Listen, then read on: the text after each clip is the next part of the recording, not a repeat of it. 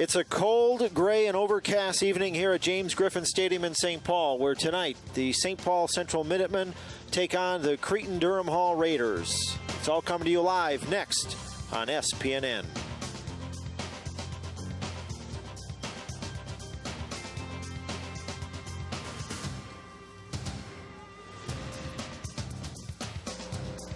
Hello again, everyone. Todd Johnson along with Coley McDonough. It's impossible for us to begin tonight's broadcast without first acknowledging the terrible events, the terrorist attacks on our country in the past few days. And Coley, from a sports world perspective, the NFL games are canceled, the college football games are canceled. Your thoughts on playing tonight's game? Well, Todd, I think there's a couple different schools of thought there. Number one, obviously, you have to recognize the fact that what happened to our country has never happened before. And the significance of it is, it's tremendous.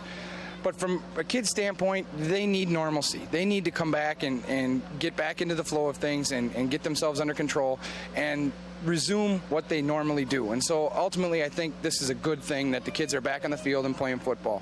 Football is a game of concentration. How difficult will it be for the players and coaches tonight? Well, I think that there's a difference between the players and the coaches. I think the players will have, maybe a little bit easier time focusing on what's going on. I think that the coaches may have a little broader perspective of things, and it may be a little bit more difficult for them to focus. But again, I think once the ball's kicked off, Todd, I think they're going to be playing. We'll have more on tonight's game. After this, you're watching high school football on SPNN. And we are live from Griffin Stadium in St. Paul. Todd Johnson along with Coley McDonough.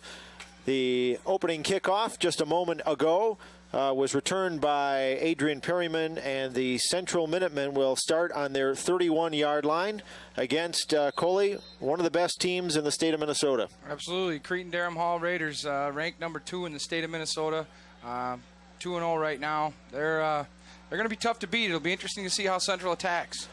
Well, Central is going to start out in their I formation, and a little movement there on the left side of the line. And, Coley, we talked in the open. This is not an easy game for either of these two schools to play. I know at least Cretin Durham Hall missed one day of practice. It's certainly understandable if their mind is not on tonight's game. Well, absolutely, Todd. I think the thing is it's going to be hard for everybody. It's hard for the United States of America to deal with this. I know I talked to Scotty Hall before the game, and he said they did get their kids together the day of the disaster. And he said it obviously wasn't a very good day of practice, but he said he wanted to bring his kids together, and I think that was important. We're just underway in the first quarter, 1st and 15 from the 26-yard line. The give goes to James Paris Edwards, and he is just buried in the backfield. Mark Fishbach on the stop. He broke right through there. I think he just shot a gap, and the Central guy didn't reach down and get him. It's a scary thought, Coley, as good as Cretin Durham Hall has been over the years, and of course being the runner-up last year. Rich Kallick said this front four of Cretin Durham Hall, Stevenson, Tinte Harris, Freeman, and this may be their best front four they've ever had. Well, let me tell you something first about Mr. Kallick. He's going to tell you that every year. and every year he's probably right. They get better and better, and we're going to see. It's still early yet. 2nd and 19. Simons comes to the near side. He's the big play tight end for Central. And the give goes to Edwards. And who else just buries him behind the line? Ball is loose. And let's see. They're going to rule it down. Yeah, he was down, Todd. That was big Marcus Freeman on the tackle for Cretin Durham Hall, 6'4", 231-pound senior, and he, of course, has the attention of a lot of Division I coaches, and Coley, he is also one of the premier players in the state. I tell you what, I talked to Coach Kallick before the game, and what he said about Freeman was that he's grown up, was the words he used, and I said, well, what do you mean by he's grown up? Basically what he meant is he's playing on both sides of the ball, he's got wide-out speed, and physically he can play with anybody. Well, you'll see him as a tight end on offense, and he's got great speed. 3rd and 19 for the Central Minutemen. Again, wide receivers either side. Play action pass. Garafola screen off to the left side. Edwards got a block and looked like he may have stepped out of bounds, but he didn't get much further. And as he is wrapped up at about the 20-yard line, that'll bring up a punting situation for the Central Minutemen. So early on, no surprise, Cretin just a smothering defense, and you'll get a look at that here in the replay. Yeah, I tell you what, you watch the pursuit to the ball. He swings it out. It was a tough ball to get away, and he almost gets away from one way, and all of a sudden, boom, boom, boom, there's 4 Cretin-Durham Hall defenders right on top of the screen pass. Chuck Miesbauer was the first in on that tackle, and it'll bring up a punting situation for the Central Minutemen, and Cortez Berry standing at about his 6-yard line. And pretty good kick at about the 45-yard line, and Central going to back away. Rather, Cretin will, and the Minutemen down it at about the 42-yard line, and that's where the high-powered Cretin-Durham Hall offense will come onto the field, led by their outstanding young quarterback, Phil Marino. Shouldn't say young, he's a senior, 6'1", 184-pounder. He had a pretty good quarterback that he was playing behind last year. Yeah, he did, and I think the important thing for Marino to do, and I'm sure that the coaching staff at Cretin-Durham Hall has done that, is they got to forget about Joe Mauer. Joe Mauer doesn't play quarterback for him anymore, and according to Coach Calick, Marino's been doing a very nice job. Matter of fact, he said he throws a couple balls better than Joe did. Well, they're going to start it with 3 wide receivers for Marino, and he's going to go to the air right off the bat. And a little pass to Marcus Freeman. Freeman trying to shed a tackle. Raheem Shabazz hanging on and does a pretty good job, but not before a 4-yard pickup for Marcus Freeman. I tell you what, that was a great tackle by Shabazz. He doesn't make that tackle. Freeman, who knows, he could score. He's so big and so strong and so fast. Shabazz looked like he was just hanging on for his life, being pulled by a truck. Yeah, you'll see a lot of different looks from Cretin. You'll see Kim Sorin, their outstanding running back. They'll split him wide as a wide receiver. And the reason they do that is he's so difficult to cover, and they want to get him in one-on-one situations. Well, and that's what you have to do with your best ball players, is you got to get them in situations where they can be successful. And he lines up now as a slot to the right side, 2nd and 5 from the 37-yard line. And the give goes to the fullback, and he's got the first down, plowing his way through the secondary. Look like Nick Biagini.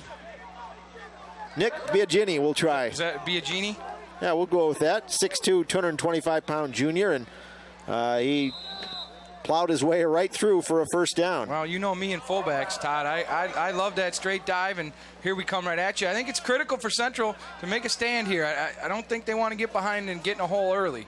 8 minutes to go here, first quarter, just underway from James Griffin Stadium in St. Paul. Todd Johnson along with Coley McDonough.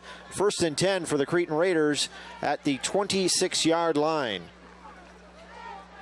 And Marino going to give it off to Sorin. Sorin dances in the secondary. Down to the right, breaks another tackle to the 10, to the 5, and it is 6-0. Cretin-Durham Hall. Boy, Kim Sorin, just some terrific inside moves, and before you know it, he bursts to the outside for the touchdown.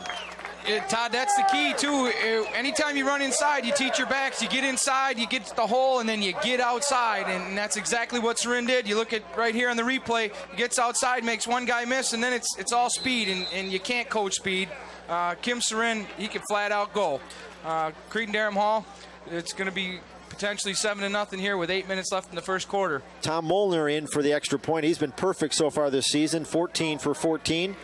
And Sorin the holder, and Molnar just drills it. And just like that, Cretin-Durham Hall, as they've done all season long, on top early, 7-0. I think it's, for Cretin-Durham Hall, that has to be the mentality that they have. They want to come in and they want to knock you out early, and they want to take you out early.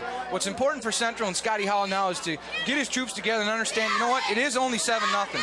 Their offense has to come out.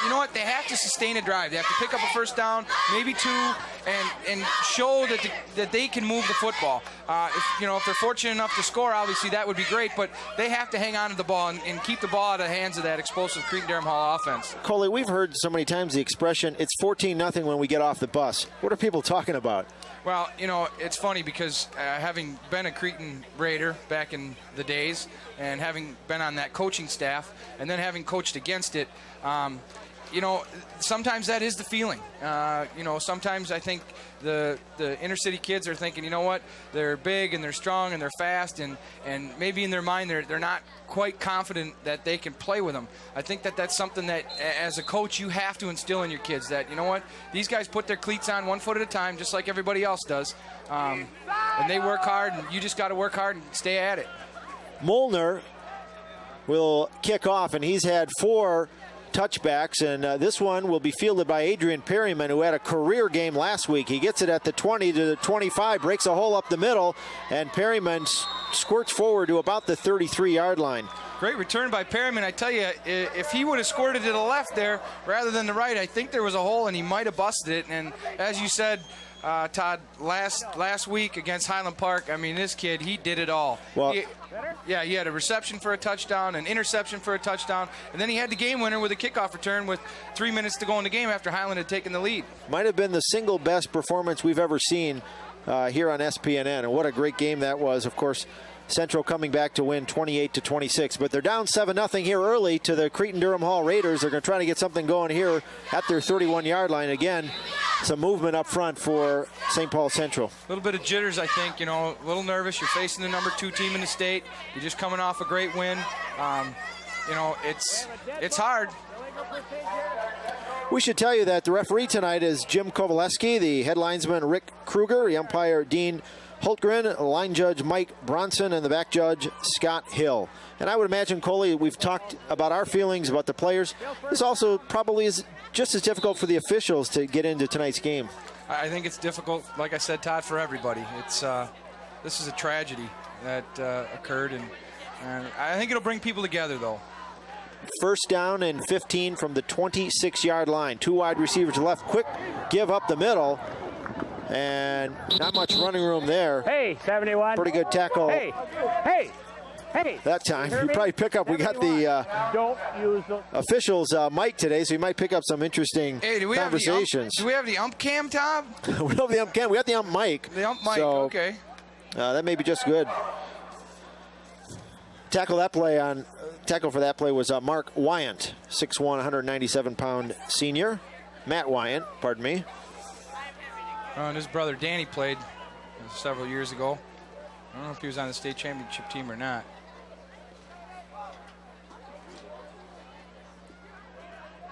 Luke Garafola leading the charge, and a little draw play, and that didn't fool anybody. He's just dragged down. It certainly didn't fool Mark Fishbach. He was sitting on that, and had he gotten by him, there was some running room there. Number 64 just wrapped him up. Yeah, he sure did. Again, now, Todd, Central's putting himself in a tough spot. You get to third and long yardage, and Cretin gets to pin their ears back and come after you. It'll be interesting to see how they respond. And I think, the draw play and the misdirection stuff is kind of where you have to go. But they're going to have to find something that makes them successful, something that they do well, that they can execute against the Cretin-Durham Hall defense. One thing I think they'd like to do is get the ball in the hands of Adrian Perryman. And they do that just now as they throw it off to the left. Perryman tries to turn the corner, breaks a couple of tackles. But I tell you, Perryman really is head and shoulders the best player on the field for Central. Oh, without a doubt. I mean, he demonstrated that last week. And, Scotty Howell said he's interested to see how Perryman responds to after having a game like that, and you get the media press. And, he didn't win the Prep Athlete of the Week, the kid from Hill Murray who threw for 1,000 yards in a game or whatever it was. But in any other week, Perryman would have won it. But I think Scotty's finding out early that, Perryman's the guy to go to. And it's a good test. Why not against maybe the number 1 team in the state of Minnesota? It'll bring up a 4th down. Cortez Berry standing at his 20-yard line. And again, gets a high spiraling kick. Kim Sarin fields it at the 40. Sarin looking for a block. Sarin keeps his legs moving forward and gets across midfield to the 44-yard line. I think the field position, Cretin-Durham Hall's in good shape. I mean, if they only got to go 40 yards to score a touchdown, they're in pretty good shape. It'll be interesting to see if they go right after with the air. You see Sarin there with a couple of Central defenders. He's a strong kid. For as small as he is, Kim Sarin is a very strong football player. And, sometimes people think that the little guys, all they can do is run. But Sarin's been playing in this offense. This is his 3rd year now. He played some as a sophomore. Was a big part of their run to the state championship last year. He's a heck of a football player. And a high-powered offense as Phil Marino drops back to pass. Slips a bit, going for it all down the sidelines, and this one's going to be overshot. Pass intended that time for number 32. Ricky Schreier. Ricky Schreier, thank you. And Marino showed he had a pretty good arm there. Yeah, he did. That was a beautiful ball. And Schreier had him beat, but the ball was just a little bit overthrown. As you said, Phil Marino, they really think he throws a couple of passes as good or better than Joe Mauer. He throws outstanding fade pattern, throws some good comeback balls. He throws a good out pattern, which is very difficult at this level. It certainly is. 2nd and 10.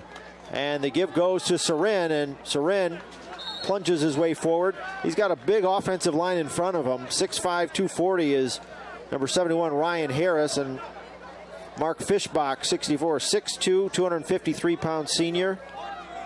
Marcus Freeman, of course, the tight end, 6'4", 231.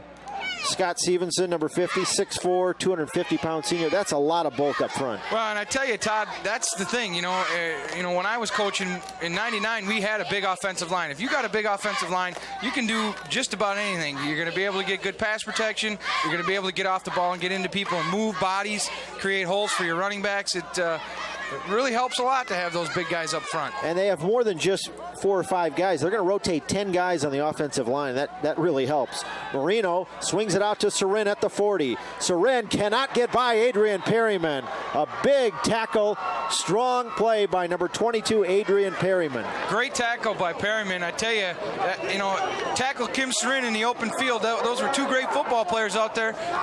Perryman actually won that battle and are going to force, you see the swing pass out there, and Soren wasn't able to get his shoulder square. You'll hear me talk about that through the course of the game. When you're running sweeps and swings, the back wants to try to get his shoulder square to the line of scrimmage so he can choose which way he wants to run. Soren was unable to do that. Perryman came up and made a nice stop. Folks, this is a rare event you're about to see. Cretin Durham Hall is going to punt the football. They really have not punted the football much at all this year. Well, I wonder if they got 11 guys out there. Seth Thompson is standing back, maybe the loneliest guy on the team, at his 45-yard line, and he gets off a spiraling kick, and it is fielded at the goal line, and not much running room that time for the Central Minutemen.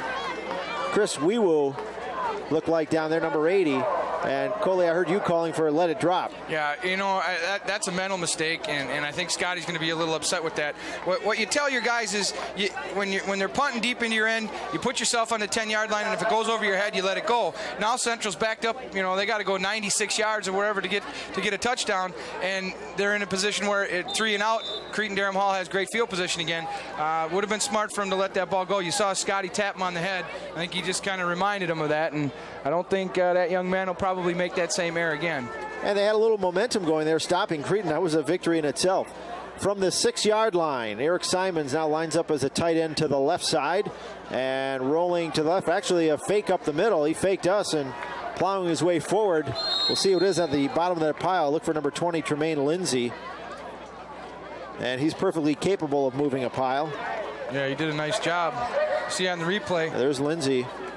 I tell you what's impressive is you look at the Cretin Durham Hall linebacker, Seth Thompson, and how low he got on that play. And for you young guys out there watching, that's how you tackle. You got to get low. The fullback still did a good job in bouncing off him, and he picked up 5 yards, or 4 or 5 yards, give him second in mid-range for a first down. 3:30 to go here, early first quarter. Well, it's not that early. 3:30 to go. 7-0. Raiders on top. 2nd down and 6 for the St. Paul Central Minutemen. Garafola giving the ball to Raheem Shabazz, and he gets a good haul, and he's near the first down. He may have it. He's got the first down. I think what I'm seeing Central doing is they're going after him. They're running right at the Cretin Durham Hall defense, and Scotty said that's what he wanted to do. A lot of teams will try to run away from him. He wants to run right at him, and I think those quick hitters is the way to go. I think the plays that take a little bit longer to develop are a little tougher to run. You hit them with a quick hitter, and then it's all quickness. And you wonder with each successful play if Central gains a little bit of confidence. You bet they do, Todd. You bet they do. First down for the Central Minutemen from the 16-yard line. And again, they give the ball to the tailback, Paris Edwards. The ball squirts loose, and they're going to rule it down. Down by contact, Todd. That's a break for Central right there. Because I tell you what, it would have been 14-0.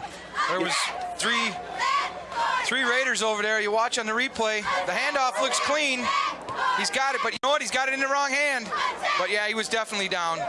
No question. Ball was stripped that time by number 5, Brandon Archer. He was on top of the Raider. I don't know that he came in contact with the ground. Well, it looked like Brandon Archer was the Raider who stripped the ball. You look at it again here. Oh, that's a little late on there, but well, it'll bring up a 2nd down and 11. One wide receiver to the right, and again, they give it up the middle. And Lindsey is pushed backwards by a host of white-shirted Cretin-Durham Hall Raiders. It'll bring up 3rd down. And I think that now they're starting to go to that lead, and that lead takes a little more time to develop. Here's the last play, and you see if the running back actually hits the ground. Was his knee down? Yeah, I think his knee was down. That's a tough call, but good call by the official. Yeah, great job by our camera crew catching that right through the mass of players. 3rd down and 11, a minute 38 to go here in the first quarter. You're watching live coverage of St. Paul City Conference football. Todd Johnson along with Coley McDonough. And the Central Minutemen desperately needed a first down. Here's a quick pass, and it is in and out of the hands of number 5, Darren Hubbard. And he took a shot right after that. He sure did. You know, that's the old adage that we try to tell our wide receivers. You're going to get hit anyway. You might as well catch the ball. Here's the replay on that. A little wobbly ball. And, man, he got smacked by Archer. That was a big-time hit right there. Brandon Archer, 6'2", 223-pound senior, co-captain, and a number of Big Ten schools. He's one of those Division I recruits here on Cretin-Durham Hall, and they think he may even be better than his brother Phil, who is with the University of Minnesota program. Well, yeah, and then there's always that story about how many guys they got in the NFL. Well, we'll get to that as Cortez Berry standing at his goal line, and Berry gets, again, a pretty good kick at the 40-yard line, looking for a block down the right side, and he's finally wrestled at the 35-yard line. Again, Todd, you're looking at field position. Cretin-Durham Hall on the central 36-yard line. They got it. Central needs a big play. They got to get the ball out of their end of the field. Ricky Schreier on that punt return, and watch Kim Soren. He'll throw a block right here. Well, and if you can catch it here, you see the wall Cretin-Durham Hall sets up. He makes a miss here, and then I think this could have been a better read because that guy had him sealed. If he would have stepped inside, I think he might have been there.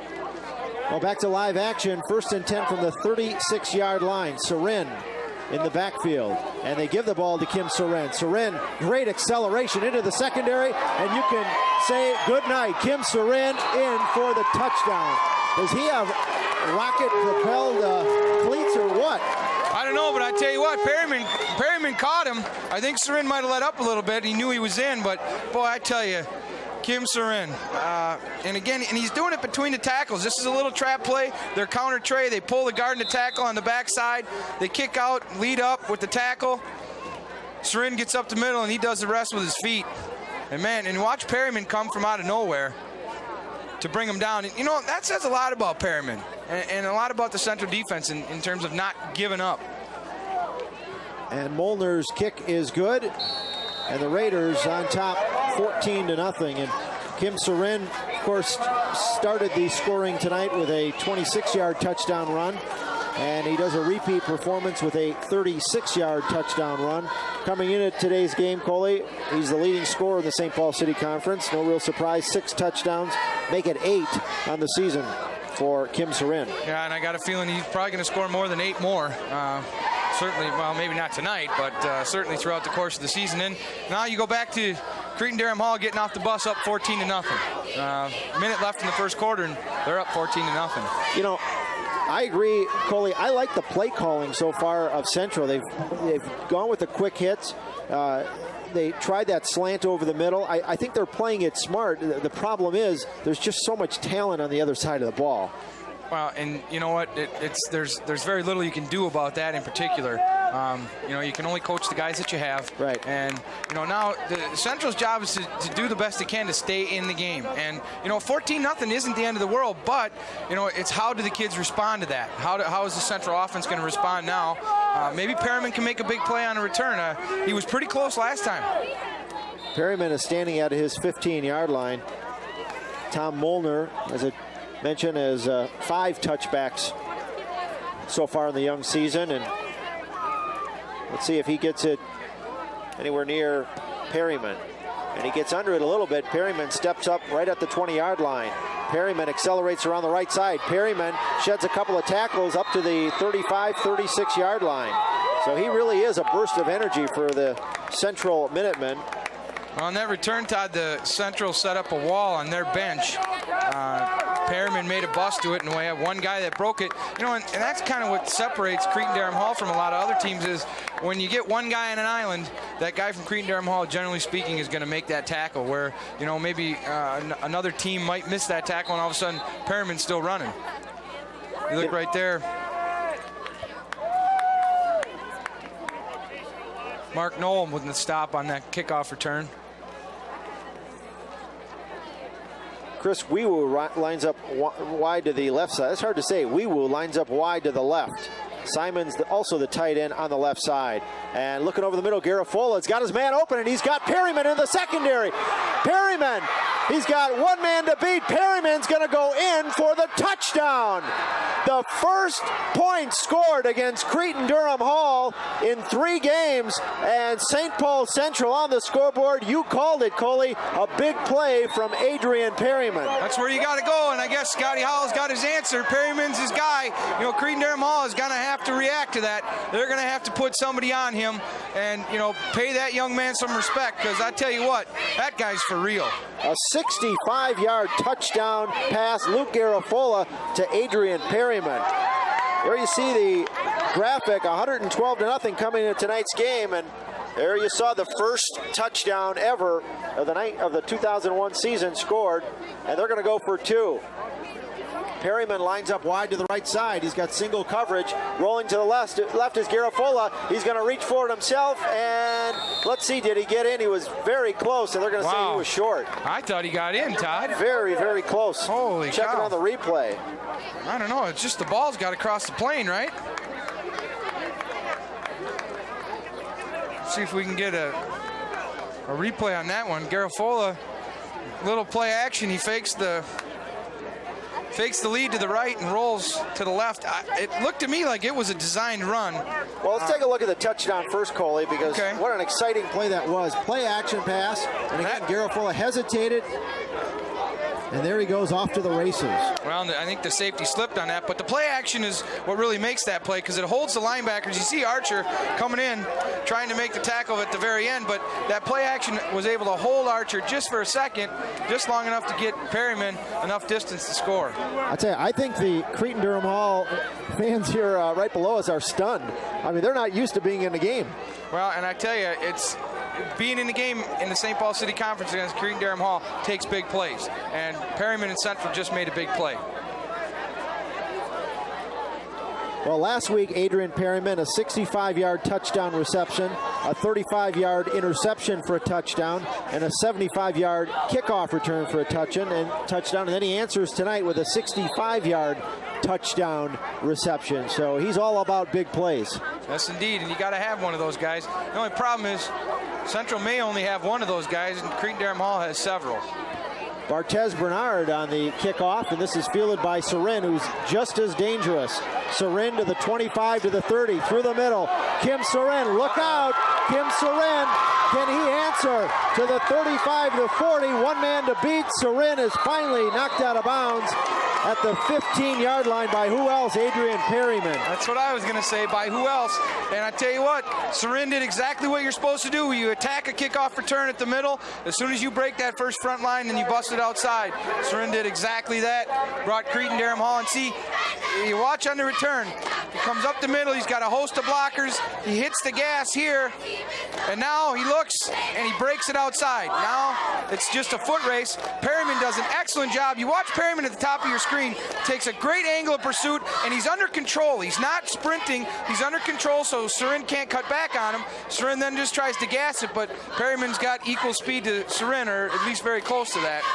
Let's see if Central strikes quickly. Marino drops back to pass. Blitzes on, under pressure. He escapes the pressure, looking for Freeman, and incomplete. Yeah, and he had 2 guys on him. I think Marino just threw that ball away. I think he was looking for the pass out in the flat, and the Central linebacker had that covered, and he had Freeman going on a post. Freeman was covered by both a linebacker and a safety, which is probably pretty smart. I'd put 2 guys on Freeman. Number 52, Mike Janish for the Minutemen, applying the pressure up the middle. 5'9", 175-pound senior. He's the starting strong side linebacker. And again, Central competing very well here. Well, and unfortunately, the kickoff return was exactly what they didn't need. Central's in man coverage, it looks like, Todd. 2nd and 10, Sorin in motion to the near side, and they give the ball to, well, up the middle. A great fake. He had me on that one. I was looking at Sorin, then I looked at Marino, and before you know it, the ball is plowed up the middle. Biagini, the big fullback. Is that how we're going to say it, Todd? Let's go with it. Okay, I hope we're saying it right. If we're not, we apologize. Nick Biagini, 6'2", 225-pound junior, and that is the end of the first quarter. Our score from James Griffin Stadium in St. Paul under a light mist. The Cretin Durham Hall Raiders 14 and the St. Paul Minutemen 6. You're watching live coverage here on SPNN. Todd Johnson along with Coley McDonough. Well, you remember, Todd, the last time Cretin Durham Hall was in a St. Paul City Conference football game, don't you? Well, the team that came closest to beating them was 2 years ago, a young, feisty Arlington High School team coached by, what was his name? Coley McDonough, right here in the booth. Coley, seriously, in that game, you guys came within an inch of knocking off the Raiders. What does it take, really, mentally, physically, to be in a game with these guys? Well, and you said it. It takes mentally and it takes physically. And I think, you know, the adage of 14-0 when you get off the bus, that's what you got to sell your kids. You got to sell your kids that they're not down 14-0. And you know what? You have to have a special group of kids. And I was fortunate to have a special group of seniors that had been with me for 4 years and had worked hard and done all the things that you need to do in order to be successful. And, you know, that was a heck of a football game. You know, as a former player, as you were at Cretin, I think Rich Kallick was very glad to get out of that game. Yeah. It would have been, he would have gotten plenty of phone calls if he lost to a former player.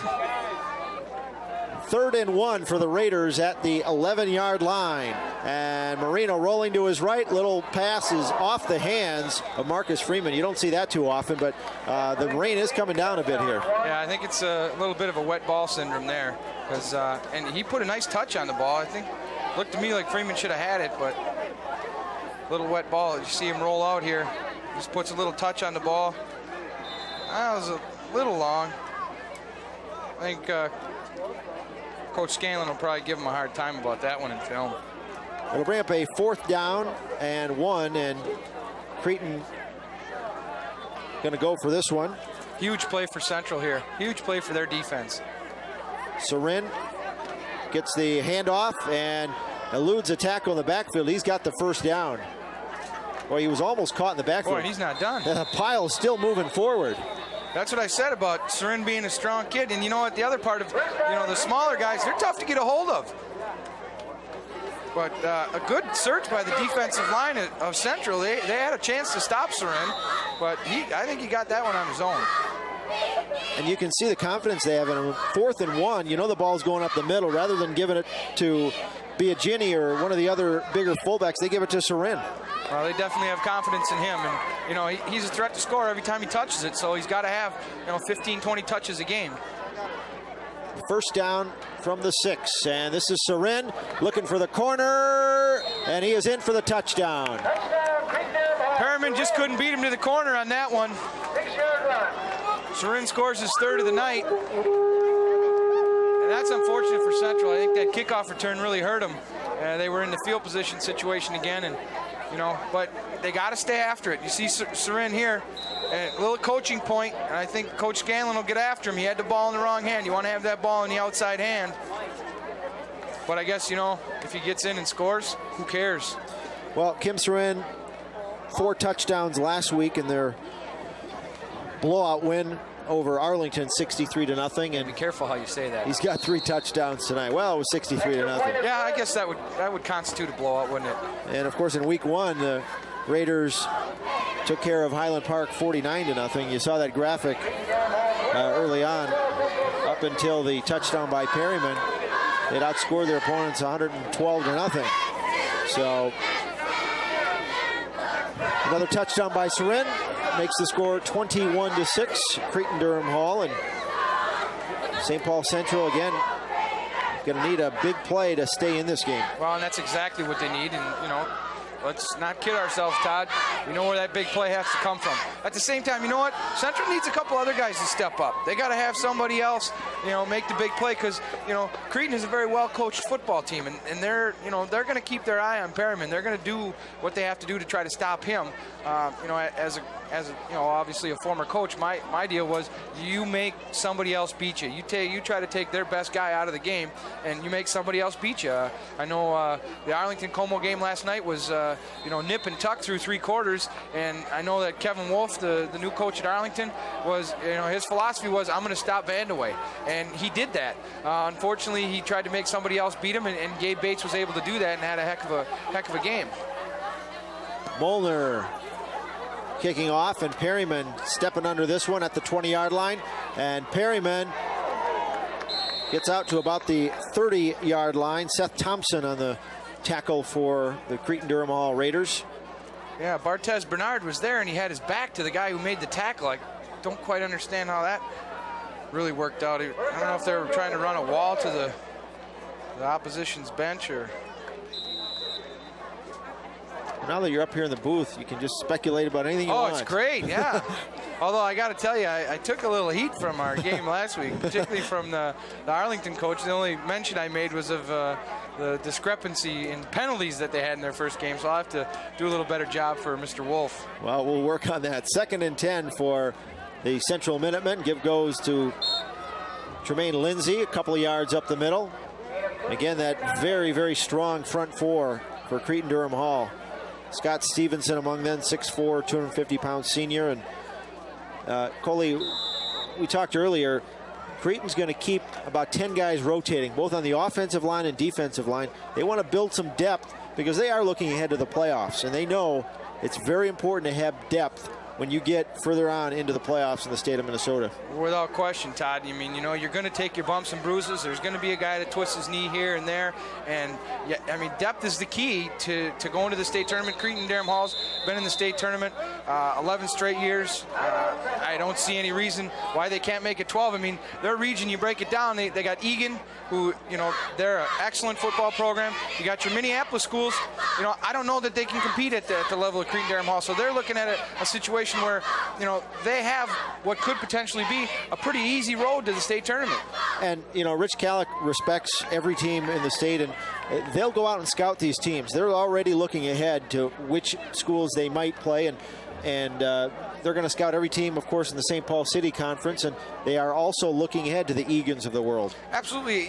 Todd, one of the fundamental things to me in preparing your kids to play is knowing what your opposition does. And quite honestly, that's where I learned it. I learned how to prepare for teams by working with Coach Kallick. I mean, he knows what teams are going to do, and he puts his defense in a position. I mean, Rich's defense has always been awesome. They're averaging 54 points a game against Central in the past 5 years. I mean, they're averaging 54 points a game against everybody just about. 2nd and 8. So far they have 21 on the board. 10:44 to go here in the second quarter. 2nd down and 8 for the Minutemen. Cretin showing blitz. And they back off. Garafola has some time, looking down the side, and he's got his man at midfield.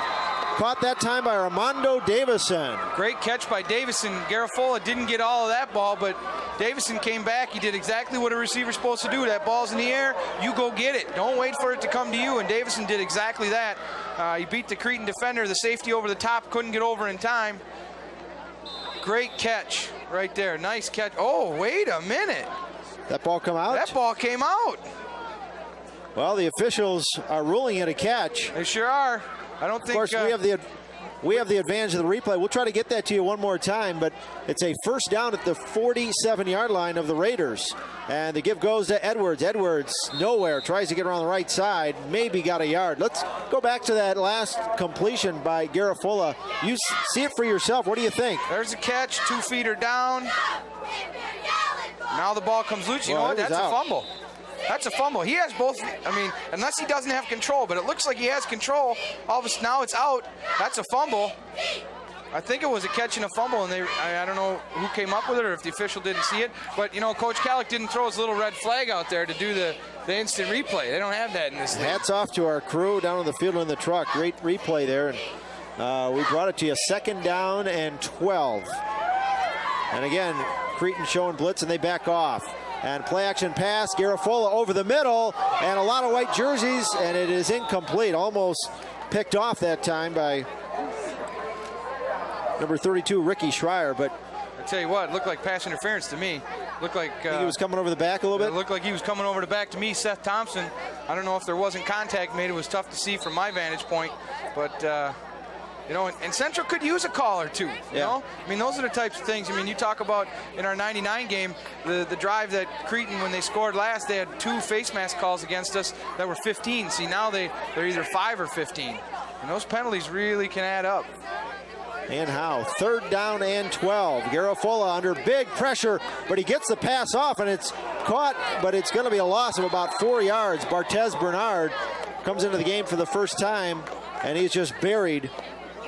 And the Raiders force a 4th down and a punting situation for St. Paul Central. Well, Bernard is their big back, and Scotty said he kind of dinged himself during the course of the week, and they're going to use him sparingly. But on that particular screenplay, unfortunately, that was poor execution by the offensive line. They did a nice job Garafola did a nice job of getting the ball off, but there's 3 Central guys there, and you know what? You got to block that guy. I mean, there's no 2 ways about it.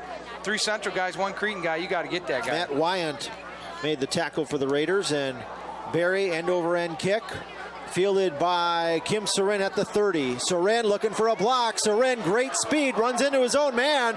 Soren is finally dragged down, and I'll tell you what, Coley, if he didn't run into his own player, he might have been gone. Unfortunately, Joe Guzik made the tackle on that one, and the unfortunate part of that is he's a Cretin-Dereham Hall Raider. Yeah, they set the wall up beautifully. Soren tried to bounce it out, and Guzik just happened to get in the way. Here you see it again.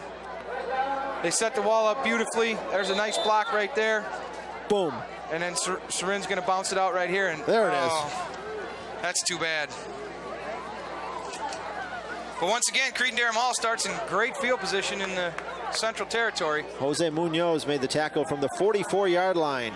Soren lines up in the backfield, comes in motion, and again, well, play action pass. Marino, plenty of time, throws in a wide open Freeman at the 30-yard line to the 25 to the 20. He's tough to bring down to about the 15-yard line. Boy, that was a great fake, Coley. He rolled to the right. There was no red jerseys anywhere near him. No, I tell you what, he was wide open too, but he could have run that ball for about 30 yards. Nice block right here. Wide receiver makes a nice block. David Samper. You know, and it's the little things, Todd, that's what makes teams special. That's what makes Cretin-Dereham Hall as exceptional as they are, is their kids, they do the little things. Absolutely, and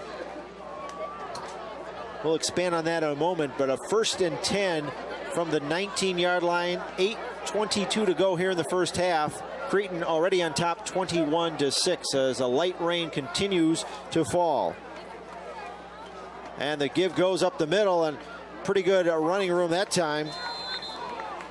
Was that Brandon Archer? Number 5, Brandon Archer. We talked about him as a linebacker. He can also play a running back and showed some good power moves up the middle. Man. 7-yard pickup that time for Brandon Archer. As we mentioned, his brother Phil on the U of N team also has a younger brother, Justin Archer, Jr., on this squad. Soren in the slot to the left. David Samper split wide to the left. Marino under pressure, and he dumps it off to Soren. Soren will not get away from the grasp of the St. Paul Central Minutemen. Number 27 on that tackle. You know what? I don't have that. Scotty Howell had a couple of late lineup changes. That one's not in, but there you get a look at it right there. Or was that Perryman? Yeah, maybe it was. Yeah, 22 Perryman. Looked for a moment like 27. I wonder we didn't have it. They don't have a 27. Adrian Perryman. I guess when in doubt, Coley, there's a big tackle. Just it's Perryman. Yeah, just call Perryman. 3rd and 10. Perryman saves a possible touchdown, and again, pretty big play for St. Paul Central if they can hold them here. Huge play. Well, Cretin's got 2 plays here. I mean, they're definitely in 4-down territory. Marino back to pass, under pressure, looking in the corner, got a man wide open for the touchdown. Well, Todd, I tell you what, that was classic. That was a double move. That's what they call that. That was a post corner pattern, and Perryman bit on the post, and he broke it to the corner. And Ricky Schreier in for the touchdown. You can watch it on the replay here. You see the double move. Perryman bites on the post. Ricky Schreier, a 19-yard touchdown pass, and very well executed. Yeah, you don't see the first move there. You just see you don't see Schreier any red jerseys no, either. You see he's wide open. Well, I mean, you know, that's kind of the deal. That's the whole concept of the double move is you get the guy to bite on the first move, and if you do it right, then you should be wide open. And Molnar's extra point is good. And our score is Cretin Durham Hall 28, St. Paul Central 6. Well, I tell you what, Central's in a little bit of trouble right now, Todd, and they got to get to the half here, and it'd be nice if they could put one in. You know, make it 28-14 or 28-12. A couple more on the board, and it's going to be a tough road to hoe in the second half. Let's give St. Paul Central some credit. Sometimes, Coley, you see Cretin Durham Hall and their opponent look scared. They look intimidated. I don't see that tonight from Central. I agree 100%, Todd. The Central kids have definitely asserted themselves very well. They've come out, and you know, like I said, when they're running those quick hitters, they've had some success. And I think Scotty took the right approach. That, you know what, we're not going to try to, you know, fool you. I remember, you know, years ago when I coached against Cretin, I figured out, well, I got to do something different. We came up with all these, you know, funky formations. You know what? We didn't get it done either. So, I mean, you got to play your style of football, do your thing. Cretin hasn't lost a St. Paul City Conference game since '95, and they got a 36-game conference winning streak, although, son of a gun, they should have been beaten 99. There was a close game in 99. If we'd have had a kicker, we scored 3, they scored 3. Well, Molnar to kick off. This time he gets some good leg into it, bounces to the 10-yard line. Perryman picks it up there to the 15, and he gets out to about the 16-yard line. And again, Archer on the tackle. He's been all over the field. See, that's the tough thing. I'm sorry, Matt Wyan on the tackle. When the weather's like this, you don't know exactly what to expect from the kicker, and Perryman was a little deep on that. That ball hits the ground, you're going to give that Cretin Durham Hall coverage team time to get down the field, and now Central's backed up in their own end again. You see Perryman, and he kind of tries to take a peek, and you know, he picks it up and runs, which is exactly what you have to do, but starting on the 15 makes it tough. 6:43 to go here in the first half. Luke Garafola trying to get something going for the Central Minutemen. Again, Simons comes in motion, a lineup as the tight end on the left side. And here comes a reverse to Perryman. He's got a block, Perryman, but that hole closes quickly. It looked like it was set up well, but Central, or Cretin rather, just they stayed in their positions and they just weren't fooled. Well, again, and you're talking again about the little things. I mean, Central did set it up very well, but the backside defensive end held his position. The outside linebacker stayed home, and that's what Rich teaches them. I mean, Central now, I mean, through a quarter and almost a quarter and a half now, they're -5 yards rushing to Cretin Durham Hall's 96. Rain continues to fall. Any advantage either way, Coley, with the poor field conditions? I don't think so. They're both playing on the same field. 2nd and 10. Simons, haven't heard his name called on offense, and see if they look to get him the ball. And they throw off, and it is caught. Oh, incomplete. Pass intended that time to Davison. That's unfortunate. He catches that ball, and that could have been a big play. There was a slip there, and who knows, he could have been off to the races there. You watch Garafola here, gets off a good ball. And it was just a little deep, but you see the corner there, and the safety slipped as well. He catches that ball, and it's a race to the end zone. His head was looking up. I don't blame him. But a lot of conditions here. We got rain. Ball is slippery. And you got a Cretin Durham Hall Raider headed your way. Yeah, and you know that they're going to stick you. 3rd and 10. 5:45 to go in the first half. Cretin on top 28-6. Garafola blitzes on, and the ball is deflected, and it is intercepted at the 30-yard line. Garafola was hit as he threw. Ricky Schreier was Johnny on the spot, and the Raiders, again, great field position. See, quite honestly, Todd, I got to question that. You're looking at 5.5 minutes left in the first half. You got a 3rd and 10 deep in your own end. I'm thinking maybe you run the ball, you keep that clock rolling, try to take some of the clock off the scoreboard so Cretin doesn't have so much time. Again, Cretin-Derham Hall, they've started just about every drive. Matter of fact, I don't know that they've had a drive where they started in their own territory, starting at the 30-yard line of Central. Well, Phil Marino in at quarterback from his 30-yard line, and he calls a timeout. And I believe that's the first timeout of the game called by the Raiders, and they're going to talk this one over. I think that was a personnel issue. I think they were short a guy. Yeah. Coley, Rich Kallick, you said he's at all of his teams he's going to say are good, but he really stressed to me in our conversation yesterday that this might be his most efficient team. And when he said that, he meant you don't see any penalties. Have they had a whistle out here today? I don't think so. They may not have had one all year. You don't see a shortage when they have a punting situation. You don't see them late getting out on the field. When they go through their films the next day, they grade out very well. Just as a pure coaching standpoint, it's just a very well-executed team that they have. Well, and I tell you, a lot of that comes from, you talk about, a lot of people will talk about the fact that because Cretin-Derham Hall gets the blowouts in the St. Paul City Conference, that, that hurts their starters. Well, it may hurt their starters a little bit, but I'll tell you who it does benefit. It benefits these guys who didn't play last year, and now they're playing this year. Right. That's where it really pays off. Right.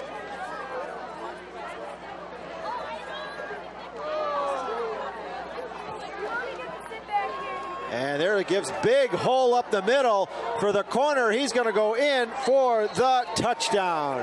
A 30-yard run. Nick Biagini. Nick Biagini with the 30-yard touchdown. And that offensive line just created a huge, huge hole off the right side. He may not have even been touched. Well, and if he was, it was just a hand. That's dominance up front. And we talked early in the broadcast, Todd, about Cretin-Derham Hall and their, how they want to try to take teams out of the game early. You look at the extra point here. Molnar again is perfect. And it is now 35-6 in favor of Cretin. Back to that point you were talking about in reference to this being an efficient team. I honestly believe, and I think if you talk to Coach Kallick, he'd say the same thing, that you know what? The kids that are going to get experience playing in game situations, as you look at Biagini scoring, you know what? He didn't get touched. No. Oh, yeah. There, guy. Right there. Maybe touched him. Nice run by Biagini. Great blocking up front by the front five of Cretin-Derham Hall. And, and it would appear, as the game is going, that a lot of these guys that we see down here in front of us wearing white uniforms, they're going to get an opportunity to play. That's where he builds his program. And, you talk about numbers being an issue. You look at the field. They got 70 guys. You look across the field, Center's got 35 or 40. And, sometimes there's, people in the city, coaches, etc., will, maybe complain a little bit. Maybe Cretin shouldn't be in the St. Paul City Conference. Yes, it's a numbers game. Yes, they maybe play by maybe a little bit of different rules. That's kind of debatable. It depends who you talk to. But numbers is the key. If you got a lot of kids out, you can develop them. You can show them how the game's played. I think it's a benefit for kids to sit on the bench. I mean, when I started coaching at Arlington, my guys started as sophomores. They're not ready to play varsity football as sophomores. But, then they mature and they get better. Point well taken. Molnar to Perryman at the 15, and he's tripped up. Seth Thompson. He's made several plays on special teams, and I think he also starts on the defensive side of the ball. And see, and that's the other thing is, you're able to play. If you're only playing a guy one way, then you can play him on special teams. In '99 we were fortunate enough we were able to do that. Last year, not the case. You see Perryman here, and he takes it right up the middle of the field, which is where you got to go with it. Thompson comes from the outside. Nobody blocked him. Nobody touched him. He made the tackle. At the same time, though, Coley, you're going to see a lot of Raiders playing on both sides of the football, and Rich Kallick would like to have his best athletes on the field, and late in the season, in the playoffs, this is the time, according to Rich, that he wants to get them game experience. You may not know it until later in the season, but this will come in handy. Well, and it's funny because in talking to Rich before the game, he made reference to when he had McElroy and Melander as their tackles, and they got deep into the state tournament, and then he wanted to play them, in the defensive front, and they hadn't played there all year. You see the Cretin head coach, Rich Kallick, has the highest winning percentage of any coach in the history of the St. Paul City Conference. He's 71-2. 71-2. Man, that's impressive. It's really remarkable, and man, you were a part of a few of those 71, weren't you? Well, Mal Scanlon was, I think, the head coach when Rich was the defensive coordinator when I was there. And Rich still, by the way, focuses primarily on defense. And we should mention it is kind of a co-coach situation here. It's funny. We were talking before the game. It's kind of co-coach. There's, their staff has about 9 head coaches, or guys who could be, head coaches, and all that does is make Cretin-Derham Hall better. I mean, their coaching staff is, it's exceptional top to bottom. Yeah, Mike Scanlon running the offense, and we'll talk about some of the assistants as the game goes on. And Central going to try to get something going. Garafola, and he's lucky to hang on to the ball up to about the 20-yard line. Coley, we haven't said much about Luke Garafola, and I think Mr. Garafola has played a steady game. He hasn't folded in the pocket. He's played a tough game, and this is not an easy defense, particularly a front four, to play against. No, I mean, you call a play, and you got a 5-step drop, and you got, Freeman coming after you, got Archer coming after you, you got all those big Cretin-Derham Hall Raiders coming after you. That can be a little intimidating, and I agree. I think he's done a nice job. He sets up in the pocket well. He made one error in the last series, but he's doing a nice job. 2 yards on that last pickup by Garafola. And a little pass off left. This one is nearly picked off. Ooh, that oh my, in and out of the hands of number 31, Brian Lanzi. That was, there was a little mix up there on the pattern. Looked like Garafola was looking for the quick one. Right, Chris Rewu was looking right, and the ball went left. They'll bring up a 3rd and 8. Coley, this deep in your territory, well, at the 18-yard line, do you risk putting it up in the air again? No, I guess, quite honestly, I keep the ball on the ground and try to get out of the first half 35-6. Although Cretin-Derham Hall has demonstrated that it doesn't take them a long time to put it in the end zone. 2 wide receivers to the left. Garafola looks left, throws for Perryman. Incomplete, pass behind him. Yeah, you can see Garafola's having a tough time gripping the ball. Last week against Highland Park, his ball was nice. You see, when you see the nose up, if you look at the replay, you see the nose of the football is up. That tells me he's unable to follow through on his throw off the front foot, and he's getting that tip up, and it's tough to be accurate when the tip of the ball is up. You can probably tell with the camera angle there that this light rain continues to fall. And as the game goes on, maybe harder to hang on to the ball. Let's see how Cortez Berry does here, and it goes right through his legs. Kick it out Cortez of the end zone. Berry, Kick it out of the end zone. The ball is loose, and Cretin, are they going to fall on it? It's still within the end zone, and let's see if they rule this a touchdown, and it is. Boy, I'll tell you, Coley, when the ball. It pours.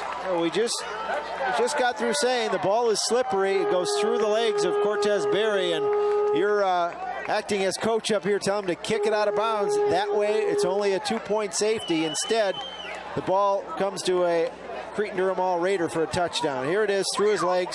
Yeah, I tell you, right now. This is where he's got to just throw it out of the back of the end zone and not try to run with it. But that's something that, that's with experience. That's something that you learn. And it's not a point that you're going to necessarily coach, because it's not something that happens often.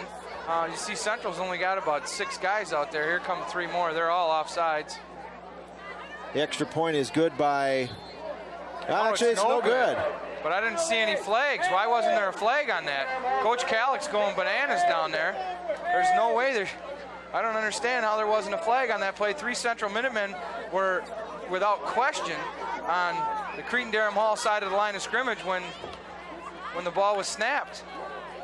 I don't know if we can get a look at Coach Kallick. He's obviously, granted, it's 41-6, and I don't know that 42-6 makes that much of a difference, but it's the principle of the thing. I don't know what the linesman was looking at. I don't know if we can get a replay of that or not. But that was That was his first miss. Right. I think that's probably why coach is a little upset. He wants him to be perfect. Right. And if it's a penalty, he gets another shot at it, but to no avail. Well, the end result is a touchdown for Cretin Durham Hall. 4:22 left in the first half. The Raiders in a commanding lead, 41-6. Well, Scotty Howell, head coach of St. Paul Central, I think he has a job now to keep his players' heads up. Well, yeah, and the other thing is keep them healthy. This is Bernard. Bernard looking for a block down the right, and he's driven out of bounds at about the 25-yard line. Be interesting to see how Central responds here. Number 45, Nick Kruger, was in on that tackle, and Kruger was also the one who tackled Cortez Berry in the end zone. I'm not sure who recovered the ball. We'll just give credit to the defense for that touchdown. Fair and enough. Special teams, how about? 4:15 to go here in the first half. 41-6 is our score. Todd Johnson along with Coley McDonough. You're watching live coverage here on SPNN. Luke Garafola. Give goes to Bernard. Bernard down the right sideline. Bernard is finally knocked out of bounds, pushed out of bounds at the 40-yard line.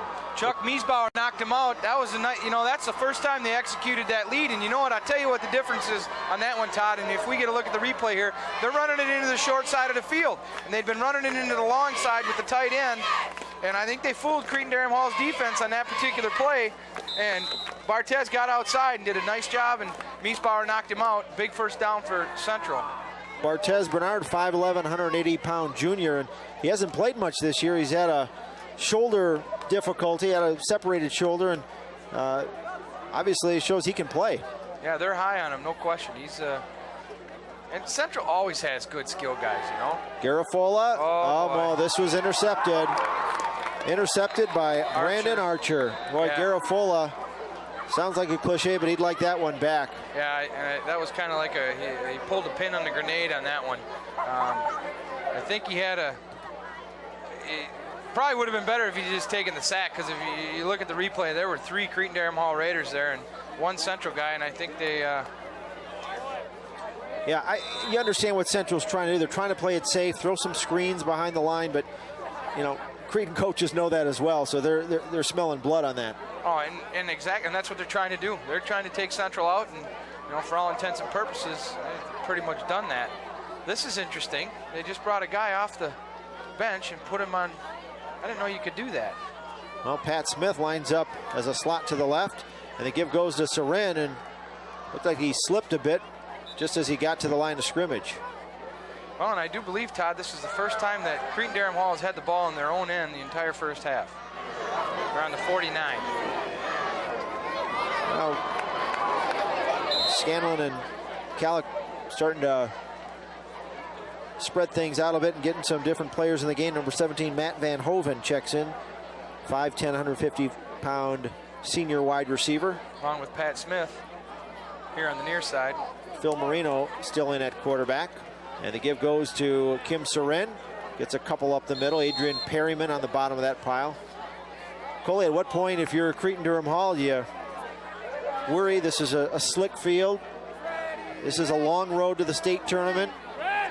At what point do you say maybe we ought to give these guys a rest? Well, different coaches have different philosophies on that. Part of it is you want to give your kids the reps. I mean, they got to have the reps. And so, I personally would never take my first unit. I shouldn't say never. I mean, I'd have to be up a ton to take my first unit out in the first half.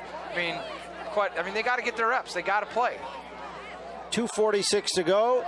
Marino under pressure, but calmly throws it up the middle to Freeman, and Freeman has the first down, and he is tackled at the 30-yard line.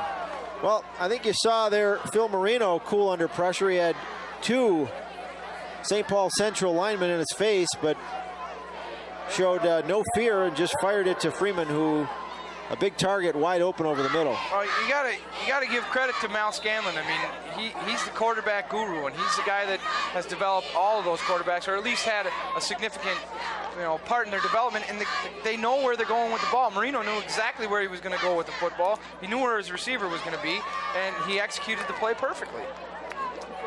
Maybe part of that efficiency we were talking about earlier. And Marino again going to put it up. Off to the left side to Freeman. Freeman breaks 2 tackles, still on his feet. Still on his feet. Boy, I'll tell you, he is just a bull. Tough to bring down. Number 55 finally brought him down, Paul Menard. But I'll tell you what, Perryman shed put a couple stick tackles, on him too. yeah. That's, man, he's a big boy. See pass out here in the flat. Watch it. 1, 2. Hanging on for his life, and then see Perryman stick on him. Perryman reminds me a little bit of Tyrone Carter. It's funny you say that. It'd be interesting to talk to him. He also wears 22. Right. Yeah. Not a big guy, but plays a lot bigger than his size. Perryman, a 5'11", 175-pounder. Sarin in the backfield, 2nd and 7, 1:23 to go. Sarin off the right side. Sarin is dropped by Raheem Shabazz.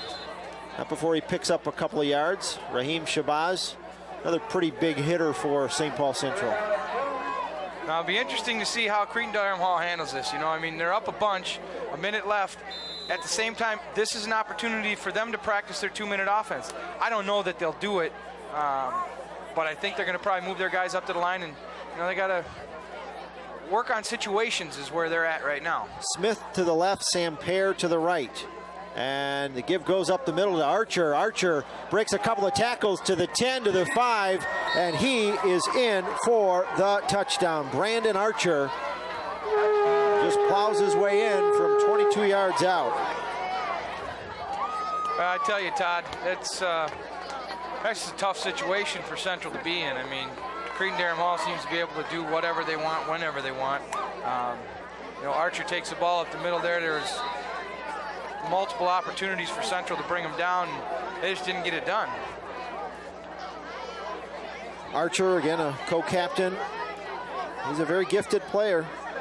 He can rush the quarterback, and you can see he can rush the football on that last play.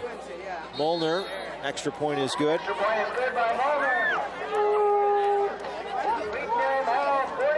Just a lot of good athletes on this team, Coley. Yeah, I mean, it's, top to bottom. Athletes, coaching staff, and a lot of it is once a program is built, then, and quite honestly, Rich Kallick, Mal Scanlon, Mike Scanlon, the guys that have been there for a very long time. I mean, they built a program, back in, I think it was 1985 when Steve Walsh was the quarterback. That was the first time that Cretin-Derham Hall had gone to the state tournament since probably my dad played in *54. And, so Cretin-Derham Hall hasn't been great forever, but they have been great for about the last 20 years. And, a lot of that credit goes to Mal Scanlon and Rich Kallick, and, guys like Danny McQuillan. I mean, the number of volunteer coaches that they have. Charlie Reed's been there, 8-10 years. Doc Larson, been on the sidelines since I was playing. They're deep. They have depth in just about everything. It's quality top to bottom. A couple of other assistants of note. Frank Jackson, who was an outstanding player for the University of Minnesota. He's coaching the defensive backs. Ray Hitchcock, another former Gopher, who played his high school ball at St. Paul Johnson. He's on that staff. Israel Moses, Andy Bischoff, and the list goes on and on. And what can you say? It's a good program. Holy man. Bartez Bernard. Did you see that collision? Holy cow. Young man from Central High School, Paul Menard, absolutely lit up a Cretin-Derham Hall Raider on that return. I heard the pads crunch all the way up here. Well, again, give credit where credit's due. Cretin not giving up. St. Paul Central, I should say, not giving up. Well, and you can't. And, what Scotty's got to tell his kids at halftime, and I'll tell you what, from a coaching standpoint, being on the bottom end of this score, this is a tough halftime. I mean, it's tough to deal with this. Just 34 seconds to go here in the first half. 2 wide receivers and a little movement on the line. Coley, we haven't seen Eric Simons, number 89, for St. Paul Central get the ball here in the first half. He also is a big target, 6'2", 240-pound senior. Number of Division I schools also looking at him, but he must be getting bottled up there in the middle. Well, and I think that's credit to the Cretin-Derham Hall defense. They're not letting him get off the ball. I mean, like I said, and you see him run off the field. He looks like he got a little bit of a limp, maybe a little bit of a groin injury or something there. But, you know, they're not going to let him get off the football. And the difference is they have guys who can physically keep him there, where, you know, many teams in the St. Paul City Conference may not have that physical guy that can keep him off the line of scrimmage. 33 seconds to go. And the give goes to James Paris Edwards. Plunges forward to the 22-yard line. Clock continues to tick. And I think if I was Central, I'd call it a half right now. I don't know if they'll run another play or not. well, of course, Central is coming off a dramatic win last week. Games you saw here on SPNN, or at least we hope you saw it. It was a marvelous football game. Came back with a 75-yard kickoff return by Adrian Perryman with just a couple minutes to go. But well, Todd, we're at the end of the first half. The Cretin-Derham Hall Raiders lead the Central Minutemen 48-6 in a half that was, what can you say, utterly, completely, 100% dominated by the number 2 team in the state, Cretin-Derham Hall. Well, obviously the scoreboard indicates this is a one-sided affair, but I really think Central has played tough, if you can say that, with that lopsided score. I mean, you don't see the guys quitting. They're playing hard on every whistle, and they are just a little bit outgunned, but you don't see them giving up. No, and I just want to keep stressing that. And what you hope happens now in the second half is Cretin-Derham Hall starts to substitute. You hope that Central can pick a couple spots within the game, and that's, you know, what I did. And, you know, last year Cretin-Derham Hall beat us 56-0. We talked at halftime, and it was like, you know, we want to execute this. This is what we want to get. It kind of turns into a practice where this is what we need to get better at, and this is how we're going to approach it. Because, you know, Central's got some big games coming up. They still got to play Johnson. Still got to play Como Park. You know, Como Park's 3-0 now. Dave Katz doing a tremendous job over there with the Cougars. And, you know, it's kind of like the city schools, they face off against each other. Right. Well, the Cretin-Derham Hall cheerleaders obviously enjoying this one, 48-6. And now they're used to seeing a lot of points on the scoreboard.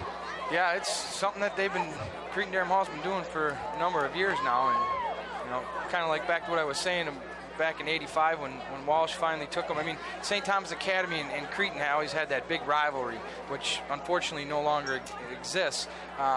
And, you know, Jerry Brown, a Hall of Fame coach at St. Thomas, had beaten Cretin, 17, 20 times in a row.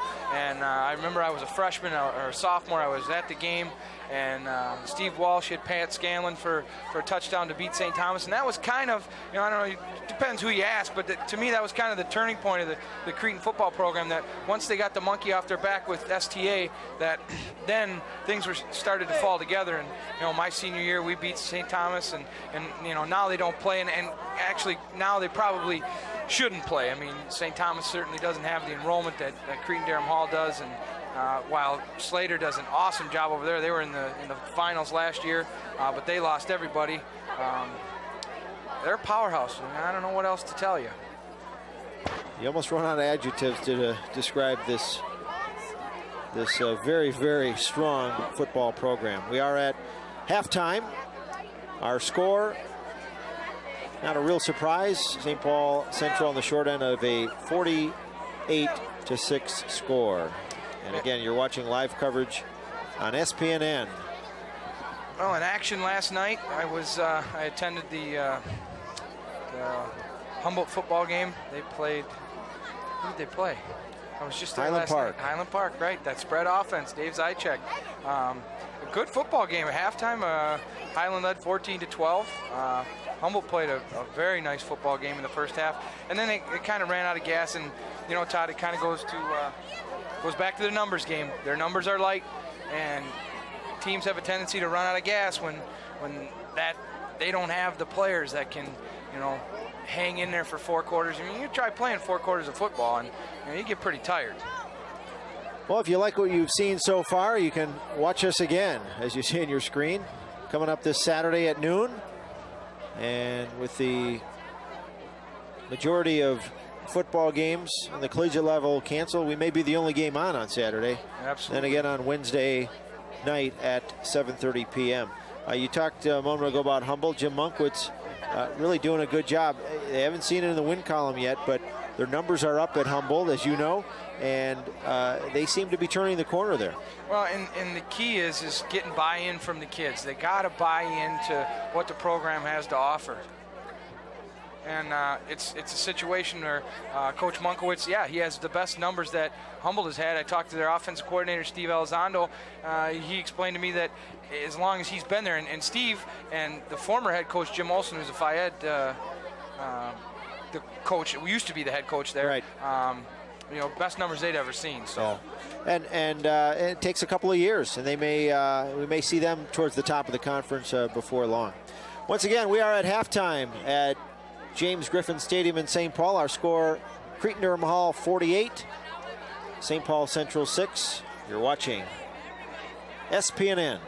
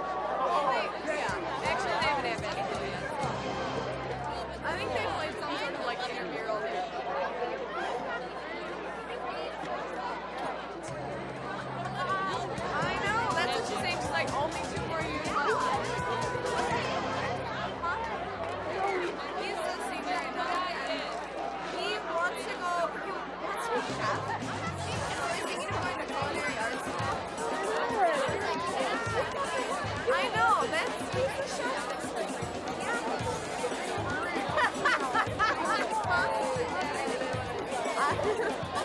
she wants to be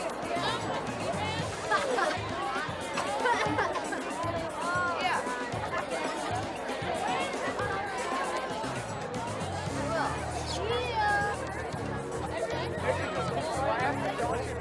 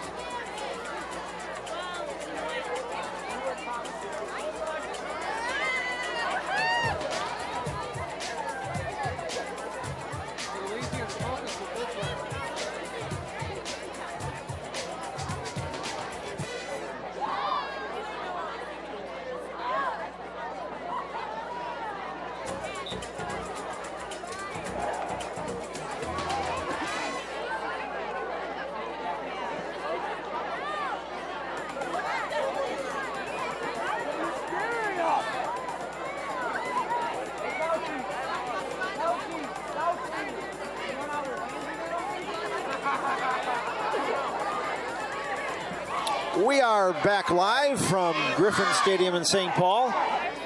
You're watching live coverage of St. Paul City Conference football. Our score at halftime, the Cretin Durham Hall Raiders 48, the St. Paul Central Minutemen 6. We can recap the scoring for you briefly. We should mention that this game is being presented to you by the great folks at Liberty State Bank in St. Paul. And thank you, Harold Peterson. Right in the heart of both St. Paul Central and Cretin Durham Hall territory. So appropriately as so, this game sponsored by Liberty State Bank, and we thank them for their support. And Central going to kick off. Barthez Bernard lines it up at the 40-yard line, and we're underway here in the second half. And the ball bounces back towards the end zone. It is going to be a touchback for the St. Paul Central Minutemen, and the Cretin Durham Hall Raiders will take over. And let's see if we see some of the second and third units here, Coley. Well, it looks to me like the first unit's coming out there. You see some dirty uniforms. Pat Smith is going to start at wide out. Freeman looks like they're going to go with a new quarterback. You see some big dirty uniforms, that is. Actually, Matt Caldwell's in the game, a sophomore. Now that's unusual at Cretin Durham Hall. Well, Caldwell gonna get some reps at quarterback, and he promptly hands the ball off. And a pretty good tackle in the backfield. Munoz on the stop. Biagini with maybe a yard. Are we gonna go with Biagini? I thought that's where we were going. Well, a loss of 1 on that play, and it'll bring up a 2nd and 9. I was gonna try to recap for you when we have a break the scoring in the first half, which is basically a Cretin Durham Hall recap, other than a big pass play from Luke Garafola to number 22 Adrian Perryman, and again a run up the middle. Biagini, how was that?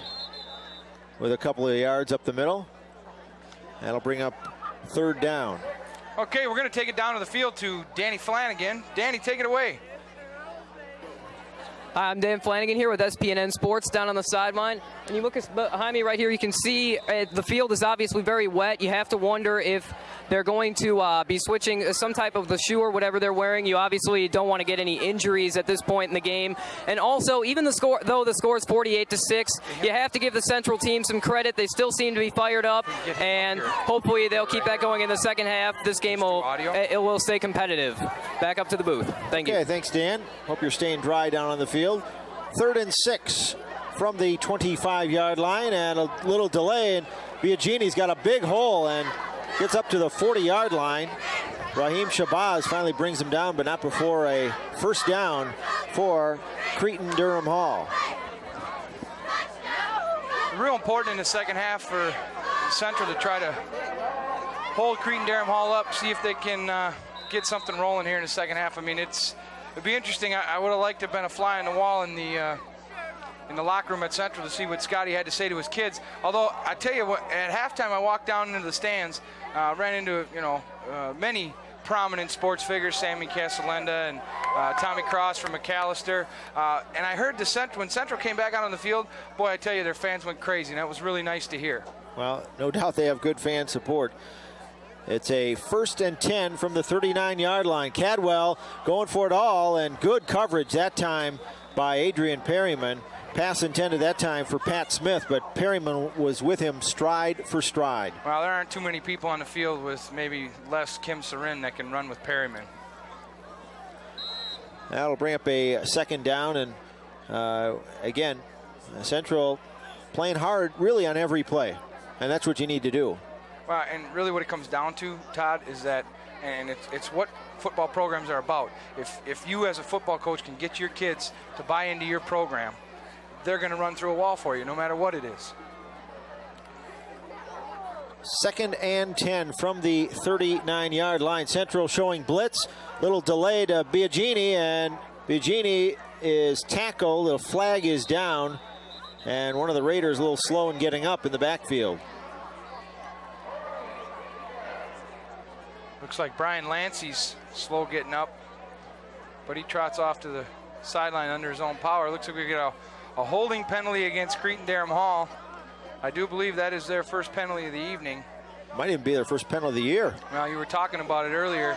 You know, they're disciplined, and you know they're coached well, and they're coached not to do those things, and that's, you know, it's a credit to their program and what they've built. Coley, when you were walking down, of course, you also saw a number of other coaches from the St. Paul City Conference. We're going to try to get Jim Munkwitz from Humboldt. We don't want to get Dan Failing on the field, or should we bring Jim up here? I guess, I mean, we don't have a camera up here, though. Okay, well, should we just hand Jim the microphone? We can do that. Okay, we can bring after him in this with play. Us. It's a second down, and little pass off to the left. Biagini catches it, he slips, but he moves forward, and good running that time by Biagini, and still not enough for the first down, but good yardage. Well, we're going to see if we can hook this up. Can we work this? Will this mic work? I think so. Here? Well, if we can get that in the booth, we have Jim Munkwitz up here in the booth, head football coach at Humboldt. Let's see if this mic is working. Jim, are you with us there? How you doing, Todd? Coley? Okay. All right, I think we got it. Going. Well, Jim, 48-6 is our score. Your impression so far? You know, I think that it's been a great half of football. You know, Cretin Durham Hall, outstanding football team. Central's got a nice club. You know, just haven't got the breaks. Maybe the field conditions are part of it. But two teams just giving it all they got. It's been a lot of fun to watch. Well, good stop that time by St. Paul Central in a rare punting situation for Cretin Durham Hall. And Jim, before, right at the end of halftime, we were talking about your club. You guys were in a ball game last night against Highland Park. Oh, you know, we were talking about it all last night, all day today, and just the enthusiasm to carry over at school today. 14-15, we're down by one at half, and we're just talking about it. You know, it was like a chess match. It was fun to be in there where you're coaching, and things were happening, and the kids were pumped, and the crowd was into it, and coaches are coaching, and you know, the kids are making big plays, and it was just a blast. And you got a young team, of course. You're going to have these guys building on that experience for next year as well. Oh, absolutely. And one of the big things that we thought that carried over directly into today is our freshman team beat Highland 16-0 over on our field this afternoon. And Matt Smith, who's one of our freshman coaches, is with us. And, you know, another Humboldt grad, class of 91. And it was just a blast. The kids are all pumped up. And I think part of it carried over from last night and led into this afternoon. Well, Jim, and you're in your second year after taking over for Jim Olson. You know, what differences do you see from last year to this year? I think that we've had the kids maybe in not a totally different system because, you know, Jim Olson ran a class program and was a great guy to work with and a great guy for our kids at Humboldt. And when we miss him. But the thing is, I think the kids got used to and the consistency that we've had now in a couple of years where some of my ways are different from Coach Olson's, and we all have our Number little 44, quirks about us. unsportsmanlike We're all conduct. creatures of habit, especially The coaches. dead ball, So I think unsportsmanlike. just getting used to me, 15 the kind yards, of routine that I run, 15 and, yards. you know, where I'm going to be real firm and where I'm going to have a little flexibility. Now, I'm assuming, Coach Munkwitz, that you're here to take a look at who? Well, we're looking at both clubs. We have Cretin next Friday night, and then the following Friday afternoon, we have Central right in our backyard for our homecoming game. So we're trying to get a look at both of them, and obviously there's a lot of things to take note of and to get written down or make mental notes. So, you know, there's two good clubs out here. Well, okay, you got Cretin Durham Hall next week. You're coming off, obviously, a tough loss to Highland Park. How do you prepare your kids to play the number 2 team in the state? I think you tell them that you have an opportunity to play what could be the best team in the state of Minnesota. Well, And it gives you a chance to kind of measure up there. You know, obviously, you know, we're not going to run through some brick wall and get crazy and talk about, you know, the upset of the year. But you know what? In part of the week, they'll hear about it. Well, and I tell you what, they can go back to 1987, and unfortunately, I have to say that I was part of maybe what some people consider to be the biggest upset in St. Paul City Conference history when Humboldt beat the Cretin Raiders, and I was on that Cretin Raider team. We were at the time ranked 5th in the state, 4-0, and Humboldt, hey, they flat out took it to us. So, you know, it's any team, any night, Coach. They're high school kids, and, you know, you're exactly right. That's why you tee it up and you play it. It doesn't matter how it looks on paper. A lot of times, you know, what looks good on paper is a totally different story once you tee it up and get out on the field. Absolutely, and you know, Todd and I had talked about the fact that, you know, one of the big things when you're preparing to play Cretin-Durham Hall is getting your kids believing that they can play. There's the big talk about the fact that when Cretin gets off the bus, they're up 14-0, and that it does happen. How are you going to get your kids ready to play the Raiders next week? Absolutely. You know, one of the things that we will talk about, and we've talked about in the past, is, you know, fear, nerves, anxiety, however you want to call it. That's all good if you control it. Don't let the fear control you so that you're not able to perform. Well, I tell you what, why we've been having this conversation, you can see St. Paul Central not giving up, and a near completion that time by Luke Garafola to number 80, Chris Weewu, and Central continues to play tough.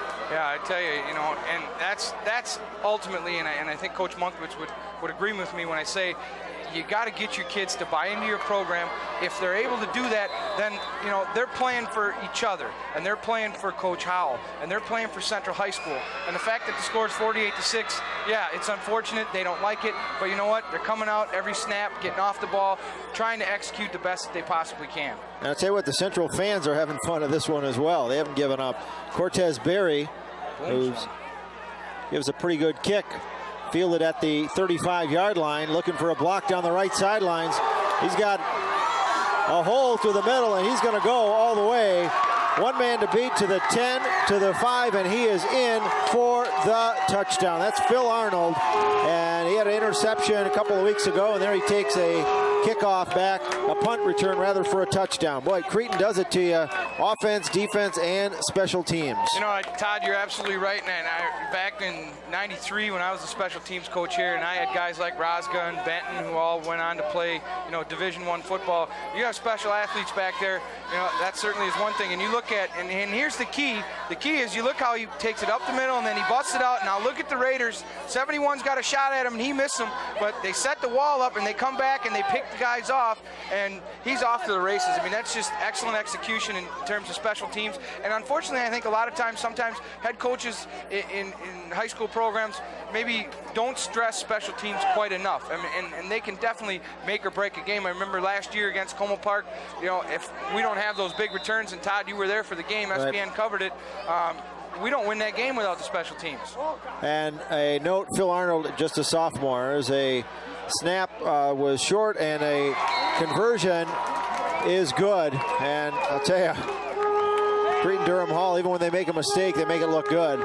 Conversion is caught by Marcus Freeman, and the holder, Miesbauer, look how he got a low snap from center, but made lemonade out of lemons, I guess. That's right, and Todd, and that's actually, I mean, they practice that. You practice when you have a bad snap, you call fire, you watch it here, here's the bad snap. Obviously you can't hear it, but I know that the holder's screaming fire, because now you see Freeman release to the corner, and he just threw it up. It was, you know, very well executed.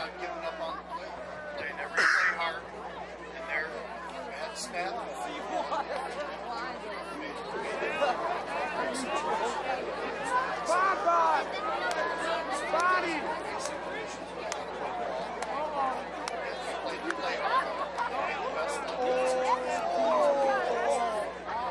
I think we're losing you there, Coach Munkwitz. I don't know if we have a problem with that mic now or what. 56-6 is our score. Cretin-Durham Hall on top, in case you just joined us. We had a ball game early on. Cretin took an early lead. 26-yard touchdown run by Kim Sarin. They made it 14-0. Sarin again from 36 yards out. Then Central answered with their big play performer, all-around performer, Adrian Perryman, a 65-yard touchdown reception from Luke Garafola. The extra point, two-point conversion was not successful. It was 14-6. Looked like Central, at that point, we might have a ball game, but then a big return on the kickoff, 55 yards, and that brought Cretin in for another score a couple plays later. Weewu at the 20-yard line, and he's pulled down, and Central going to take over from there. Well, now you're going to start to see Cretin Durham Hall make some substitutions defensively. I'm assuming most of their big guns will come and take a breather. And again, Todd, we go back to, this is where, these are the guys that are on the field now for Cretin Durham Hall. These are the guys that are going to be their starters next year. And this is where they're getting game time experience. And there is no substitute for that. You can't simulate a game in a practice situation. It's just not the same. You don't have the lights, you don't have the cameras, you don't have the fans. You don't have refs. SPNN. Right, you don't have SPNN. You don't have us. Yeah. You don't have Coach Monkowitz up in the booth with you. This is kind of like Monday Night Football here. Yeah, we got the special guests up in the booth. There we go. Adrian Perryman slides his way forward for a couple of yards. Jim, we were talking also at halftime, the fact that your program at Humboldt has had some problems over the years with numbers, but you seem to have turned the corner, and all your teams, 9th grade on up, you're starting to get the numbers back, and that's really the first building blocks to a program, isn't it? It's a numbers game. Last year, We'll let you we slip had a headset on 43 here. total kids, and now we've seen over 80 this year. Now, and when things shake out, they're not all with us as far as time commitments and things. But just having the numbers in the freshman game today, we had about 30 kids dressed, 30 freshmen, and that's our future, and that's huge. And the key for Coach Monkowitz is that now to keep those 30 kids out. And, a lot of times you'll have kids, they'll play, holy cow, did you see the arm on that official? He threw that flag, I bet he threw that 30 yards. Matt Wyant just buried Adrian Perryman, and let's see what the call is. Also had a unnecessary roughness on the previous series. This flag is going against St. Paul Central. And you're right, Cole, he threw that one a mile. Holy man. You gotta be careful. I wonder what he had it loaded with. Central going the wrong way. You can have second down and half the distance to the goal, which would be, You'll take third down. Well, they're discussing their options right now with the captains. That's been declined. Brings up third down. And they'll just add third down. Well, they had the loss on the play, so rather than second and 20-ish, it's going to be third and about 11. 4:18 to go here in the third quarter. Todd Johnson here along with Coley McDonough and Jim Monkowitz join us up in the booth from Humboldt High School. Dan Flanagan as well as part of the broadcast team. 3rd and 11. Garafola steps up in the pocket, and he was looking for Simons, but there's about 6 white jerseys around number 89. Yeah, I tell you, it looked like Perryman might be able to come up with a tip on that one. Central forced a punt. Look at the replay here. Garafola gets back, takes a look, fires. I'm not so sure that wasn't intended for Perryman. But, you said earlier in the game, Simons hasn't seen the ball. And, a guy with that athletic ability, you got to get him the ball. Coach Monkowitz, we're going to let you get back to your scouting of this game, and we wish you well this season. We're going to join you for your final game of the season against St. Paul Harding. So we look forward to that matchup here on SPNN later this year. Well, thanks a lot, Todd. Coley, appreciate the time to visit with you. And thanks to SPNN. This is great for all the kids of St. Paul to have a chance to play on television. We appreciate it. And I think you got a future up here in the booth, Jim. So yeah, we might have to take bring our Coach job. Monk up here, I don't know. He's going to take both of our jobs here, Coley. Yeah. Okay. And thanks again. Again, best of luck to you guys. Thank you very much. Appreciate it. 3:57 to go here in the third quarter. You look at number 14, Pat Smith. And as you mentioned, Coley, Rich Kallick will try to get a number of players in this game. Rain has subsided, so all in all, weather-wise, not a bad night for football. Yeah, it's interesting. You look at the field and you can start to see spots around the 50 and down around the 35. And because there are only 2 fields currently in the St. Paul City Conference that you can play football games on. When it rains, unfortunately, the teams beat the fields up, and it's hard for the maintenance crew at Central, who incidentally has done a wonderful job of getting this field ready.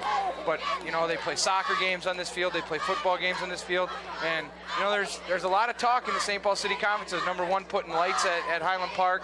Humboldt wants to do the same thing. It's the St. Paul City Conference has to take a look at where they're at with their fields, and I understand it's always a money issue, Todd, but, you know, for our kids, you know, I think it's worth it for them, and particularly in football. I mean, there's, you know, more kids play football in St. Paul than any other sport, and it's an important part of the high school culture. Right. Well, how do you feel about afternoon games? And what?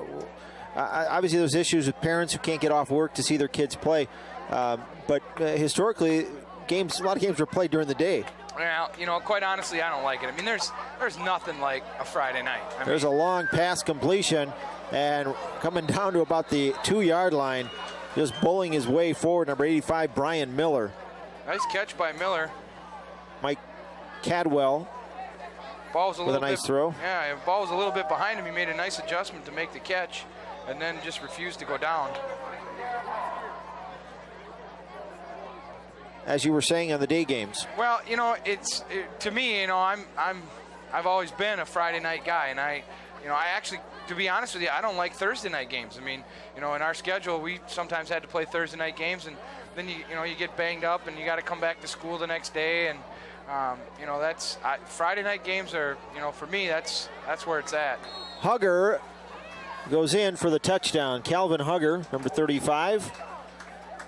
5'10", 170-pound junior.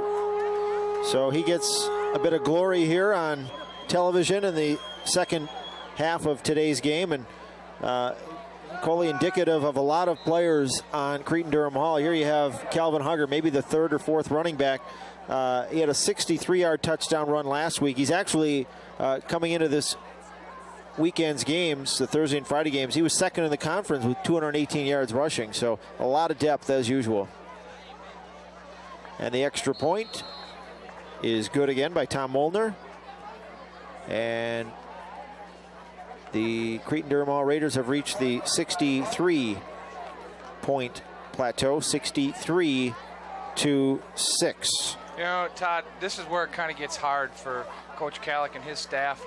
You know, the score, it's so unbalanced, and it looks so unfair. And people say, you know, oh boy, they're running up the score. You know, you put your 2s and you put your 3s in, and you can't tell them not to play hard. You can't tell Hugger not to try to score. And, you know, that's hard because, you know, as a coach, certainly you'd like not to put the points up on the board. But, you know what? These guys come on Friday night, and they want to play too. Right.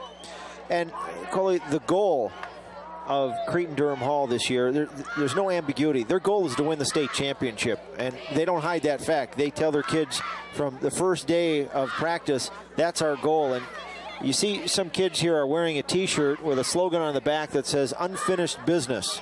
And what that means, of course, is they didn't get as far as they wanted to last year being runner-up. They want to be state champions. Well, and then they did it in '99, and you know, in '93, when I was on the coaching staff at Cretin, we lost Apple Valley in the semifinals. They've been in the state tournament, you know, each of the last 11 years. You know, you can't say enough about the program. It's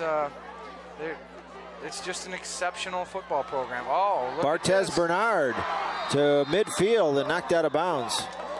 If you could find any chink in the armor here, it might be that Cretin's been a little bit vulnerable on the special teams on the kickoffs. Well, on the kickoffs, yeah, Central's had a couple of nice kickoff returns, and I'm actually quite certain that that will be discussed in the film session. And again, you know, that's where you get better. You know, I know that, you know, as obviously coaching at Arlington, that's what we did after our games is we broke down film, and it's not a highlight session. It's not, you know, and I know that Coach Calick doesn't look at it that way. You know, sometimes kids would go, oh, well, we won 63-6. What can we learn? I tell you what, you sit in a film session with Coach Calick and Coach Scanlon and those guys, and I tell you what, you're going to learn something. No doubt about that. Pitch back goes to Barthez Bernard. Bernard is just stood up at about the 45-yard line. Central's got a new quarterback. Joe Borer is now in the game at quarterback for Central. I don't know if they just want to give him a little experience, which, quite honestly, isn't a bad idea. Right. They certainly don't want Garafola to get nicked up. That's a long season for both teams, and as we've talked many, many times, you don't have a lot of depth.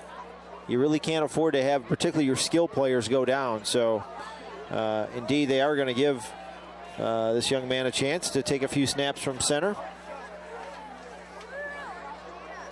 Borer, just a sophomore. Big kid, 6'4", 190. And he's going to hand it off.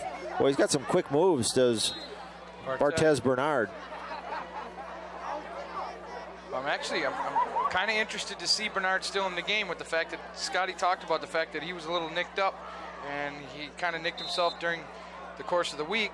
Said he was going to pick his spots, but, you know, he's got to get him in game shape too. And quite honestly, now he's running against Cretin's twos, and so, you know, he's not getting hit by the likes of Freeman and Archer and, you know, so forth. Certainly not to take anything away from the second team guys from Cretin-Derham Hall. But again, a lot of underclassmen now, Coley, getting some experience. And Bernard, a junior, he slips a bit, but may have picked up a yard. Big tackle by Jeff Flynn. Number 61, 229-pound junior for the Cretin-Derham Hall Raiders. Kind of a side note on this Flynn guy. His dad used to be my boss, Dan Flynn. I work construction for Welsh Construction. So I don't know if he's watching this, but Jeff just made a tackle there, Dan. And a good hit it was, I might say. Indeed. How'd you do in construction? Not very well. Not very well. Well, actually, he called me Yabut. The reason he called me Yabut is every time he'd give me a direction of something to do. There's an interception. Number 29, Phil Arnold. Arnold cross midfield, and a flag is thrown there late. You know, the clock had expired in the third quarter, and Boer may have just forced it just a bit. He looked left, looked off the receiver, and tell you what, it was a nice ball, and it would have hit bad. the receiver right in the hands. Cretin defender just made a nice play on the ball. Phil Arnold, not long ago, had a 75-yard touchdown run. Well, and again, he's a sophomore. And when you look down the Cretin-Derham Hall roster, if you see a kid that's a sophomore, let me tell you something. He can play. He can play. Yeah. And you know, and they're loaded with juniors and seniors there. At the end of the quarter, so we've got a first down on what? 41. As you hear our officials setting the ball and the clock here as we start the fourth quarter here on SPNN. Todd Johnson along with Coley McDonough, Dan Flanagan. 63-6.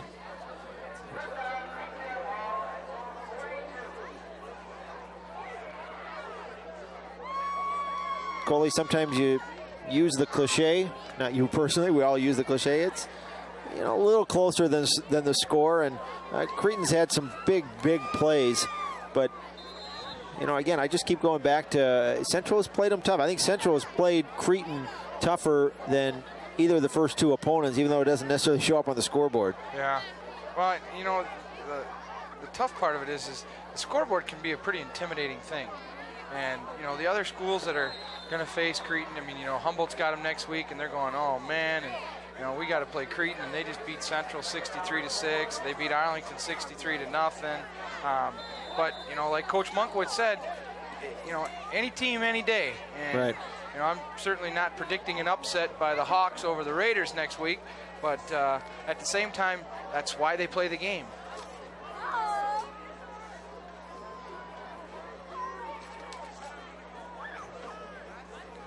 Matt Caldwell, again a sophomore at quarterback, and a flag. And unfortunately now is where you may see mistakes by the Cretin-Derham Hall offense. You got guys that don't get the same number of reps during the course of the week. You know, we were talking earlier about numbers. You know, Cretin-Derham Hall has 75 guys on their varsity roster. They got 50 guys on their B squad roster and 68 on their 9th grade team. You know, Coach Monkwitz was up here talking about, excited about having 30 guys, and rightfully so.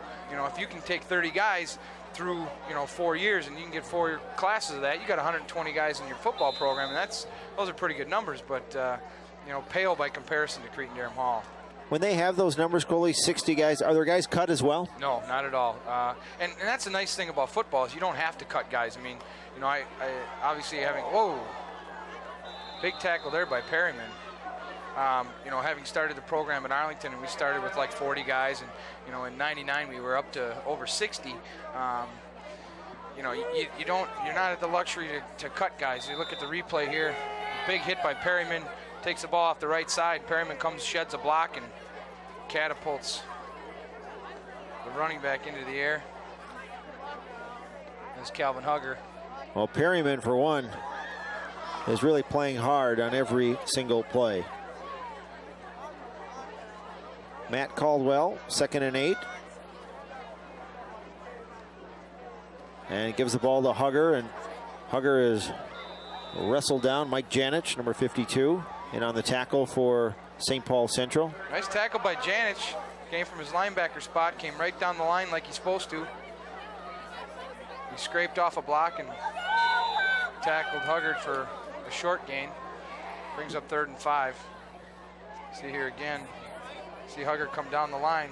It's a nice play. Yep. Well, next week, St. Paul Central will take on your former club, Arlington. What a game we had last year between those two teams. Oh, was that a game, Todd? Holy cow. 3rd and 5.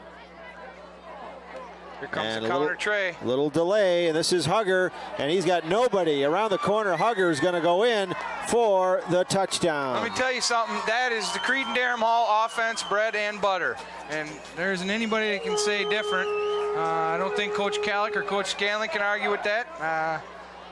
Their counter tray, and they executed very well. And I tell you, you watch these second-team guys, you see the guard and the tackle pull out, you get a push and around the corner, and Hugger's gone. I tell you what, he's pretty good looking back. Well, again, he's the 2nd leading rusher in the conference, and he may be number 3 or 4 on the chart. Well, and I tell you what, bet there's several teams that would love to have him come over and start for them.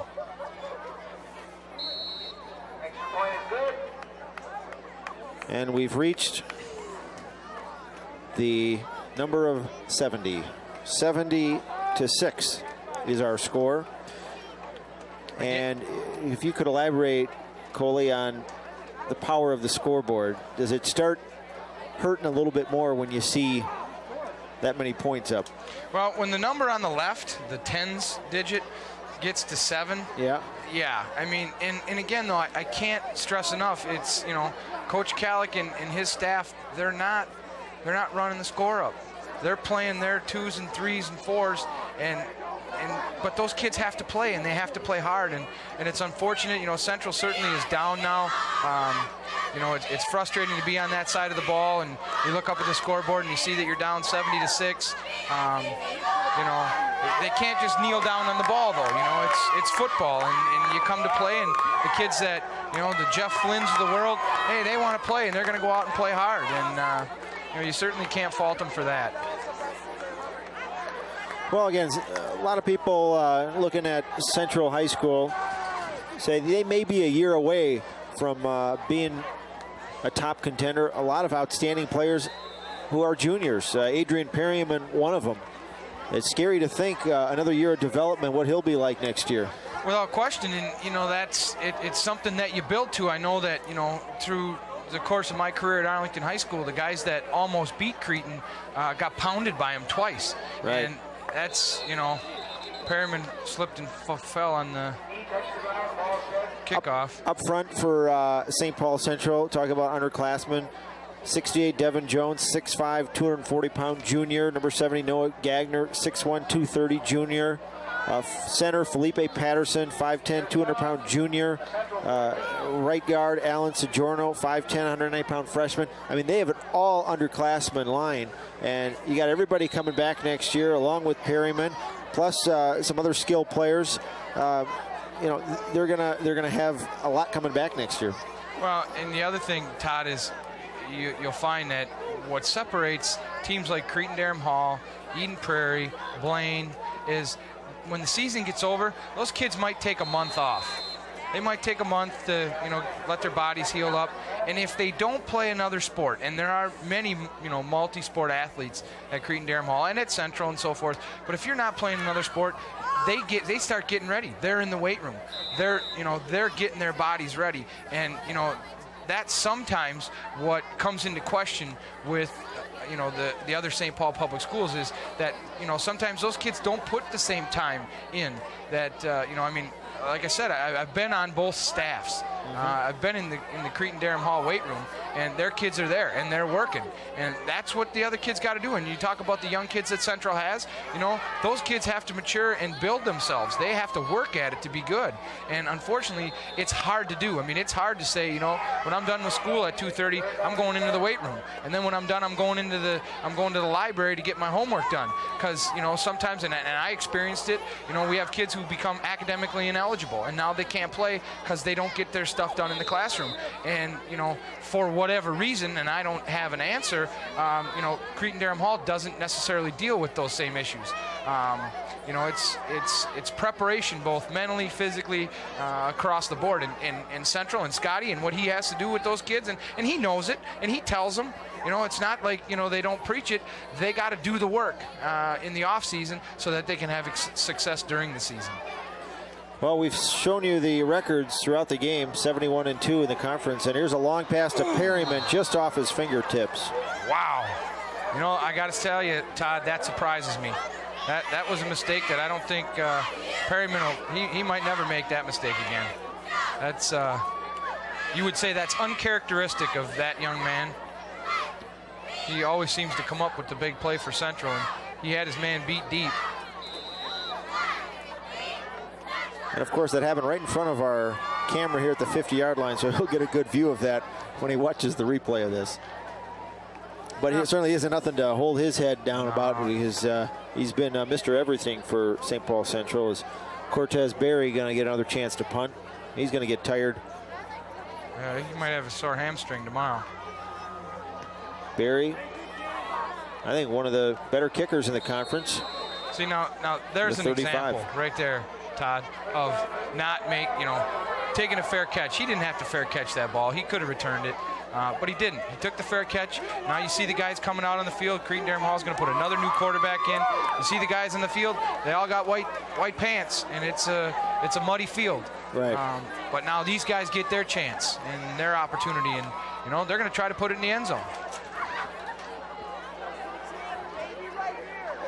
Joe Barrett in at quarterback, number 7.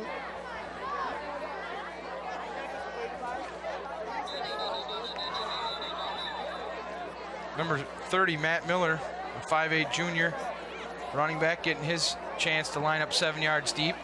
It kind of surprises me, Todd, that Central still has some of their. I mean, Perriman's still in the game, 8:20 left, down 70-6. You certainly would really hate to see him get hurt. I mean, I'd hate to see him get hurt. I'd love to watch him play.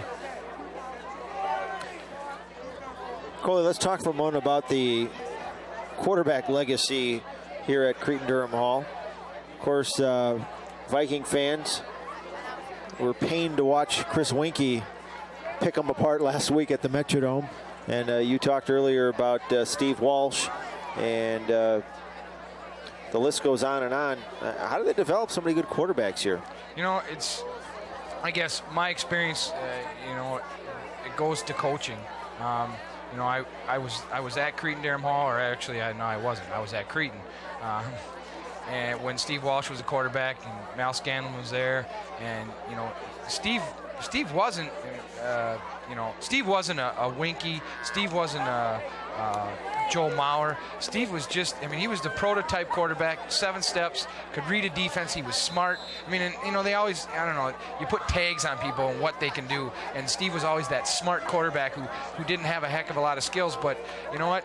He was able to do the things that he needed to do and to be successful for Cretin. And it comes down to coaching and development. And working with guys and teaching them the right things and how to make reads and how to make pre-snap reads and how to get a good drop. That's a lot of times you watch quarterbacks and their footwork is off and that hurts their timing. They're not able to drop back and look down the field. That's the other thing. A lot of times they're not looking down the field, trying to make a decision as to where to throw the ball. And then when I was there, it was Danny Scanlon, who was Mal's son. And then it went to, Chris Walsh was a quarterback there, and, the list does go on. And I don't know that it's any one thing. When you're loaded with great athletes, you're going to find a guy that can play quarterback. The funny thing about Cretin-Derham Hall is they have had in the past quarterbacks that's what they are. They're a quarterback. They're not a great athlete like, for example, Brandon Johnson that, we had at Arlington he wasn't a great quarterback. He was a great athlete. Right. He threw the ball all right, but you know what? He killed you with his feet too. I bet Joe Mauer didn't, he ran the ball maybe 3 times all year long. Matter of fact, I think Coach Kallick probably would have, kicked him in the tail if he was running the ball. And so, I think that's a little different. You don't see, although you did last year in the conference, you saw, Hunkins from Central was he was a quarterback, and White from Harding, a little more than a quarterback. He was a inside linebacker as well. But it's just it depends on the athletes that you have. Good run on that last play by number 30, Matt Miller. Kept his legs churning. 5'8", 185-pound junior. And you notice he's got 2 hands on the ball. That previous play, he kind of bobbled the ball, and he's saying, "Oh no, I'm not dropping that ball again." Cole, you promised to bring some trivia this week. I'm going to throw one at you. All right. Cretin's only lost one game in the last one conference game, really, in the 90s. And that was in 1995. Just lost one game. Just think about that. They only lost one game in the decade of the 90s. And, of course, they haven't lost a conference game so far in the new millennium. The new millennium. Undefeated last year, undefeated this year. Who's the last team to beat them? Well, I'm pretty sure that it was Johnson High School. You are correct. I think it was the likes of Thomas Tepe. May have been before Tepe, maybe Tommy Reynolds. 1995, they shut out Cretin 17-0. Seems unthinkable now, doesn't it? Oh my goodness, shut out? 17-0 was the score. That was year Johnson won the title in the St. Paul City Conference. And see, that's kind of the thing that as the St. Paul Public Schools, you gear up. You're going to have a class every 4 years or so that's going to be able to compete with Cretin-Derham Hall. We talked earlier about my 99 team, and now Arlington, they have a new head coach, Kevin Wolf. We lost a lot of seniors last year. And, they're rebuilding. Now, he's going to have to find a class. Maybe it's his freshman class. Maybe it's his sophomore class. Hopefully for Kevin's sake, it's his freshman class. And he takes those kids and he goes and he gets after them and he builds them. And all of a sudden, now you got a class that can compete with Cretin-Derham Hall. And, unfortunately, they use the old saying, Cretin doesn't rebuild, they reload. Well, unfortunately, that's not the case for all the city schools. They got to rebuild sometimes. And, that's what Arlington is going through right now is a rebuilding process. I said before the season, looking at the players that were lost to graduation, that nobody lost more to graduation than did Arlington.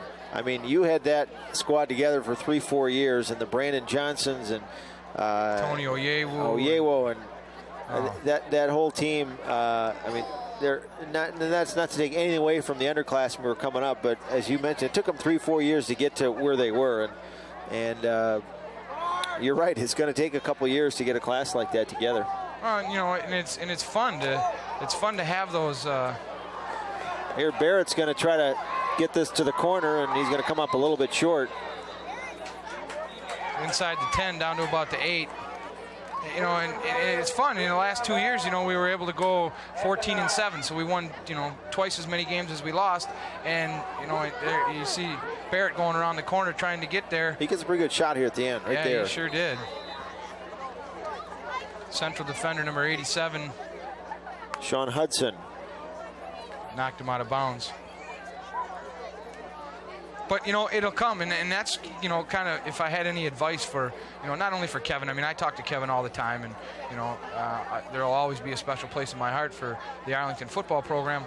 But, all the young coaches, they had an article in the St. Paul Pioneer Press about the fact that, there was more turnover at the head coaching position this year than there had been in 25 years before. Scanlon and Smaller and, whoever, I forget the third guy had come in. You got Zychek at Highland, you got Kevin Wolf at Arlington, and you got Rebelke at Harding, and it's those guys have to understand that it takes some time, and they have to, they're young, they're new coaches, they're going to learn, they're going to get better, their staff is going to get better, and then their kids are going to get better. 3:33 to go in this one. Ball on the 9-yard line and a flag, and this may be called back. Matt Miller went in for the touchdown, but He bowled his way in, too. That was a nice run by Miller. They're going to call a procedure penalty on Cretin Durham Hall. You know, Coley, we were talking last week to Dave Zychek and got a chance to ask him, what's the biggest difference from being a assistant coach to head coach? He said, I'll tell you, it's a lot of time. Most people maybe don't realize all the things involved. He mentioned the fundraising, the alumni. Can you talk a little bit about the time commitment these head coaches have? You know, all you'd have to do is go ask their wives. You're right. It really is a tremendous amount of work, and you know what the sad part of it is? It's not the X's and the O's. You know, I mean, I was fortunate to have Tim Williams as my offensive coordinator, who he, like me, you know, was kind of brought up in the Cretin system.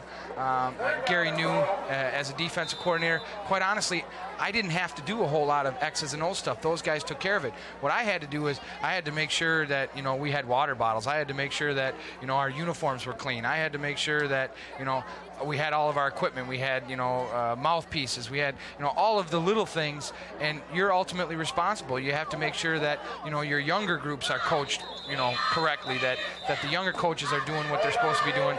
And, you know, he's right. It is a ton of time. And in terms of, you know, what you get paid to do this job, and you know, there's a stipend, you know, the coaches get paid. And if you broke it down by hour, you're definitely under minimum wage. Right. Dead ball, encroachment.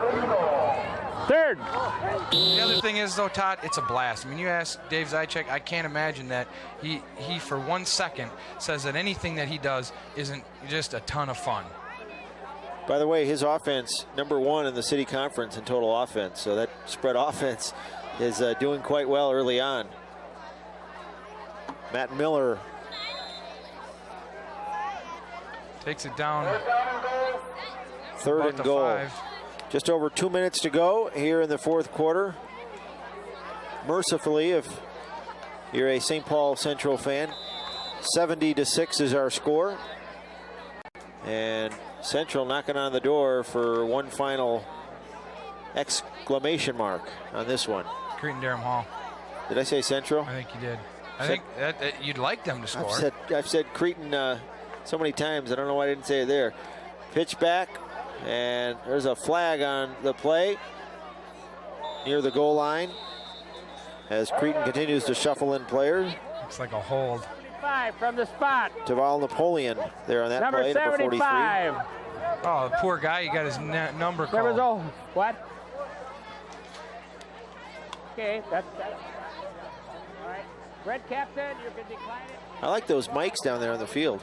Yeah, we got to talk to the guys in the truck. We might have to get that ump cam rolling. There you go. And Just put on their hat. Hey, do you think we can get the telestrator? Offense, I'd like to do a little John the Madden. ball goes over at first down. Well, Central holds. That's good. I'm glad. And they'll have a chance to get a couple more offensive plays. $1:36 left.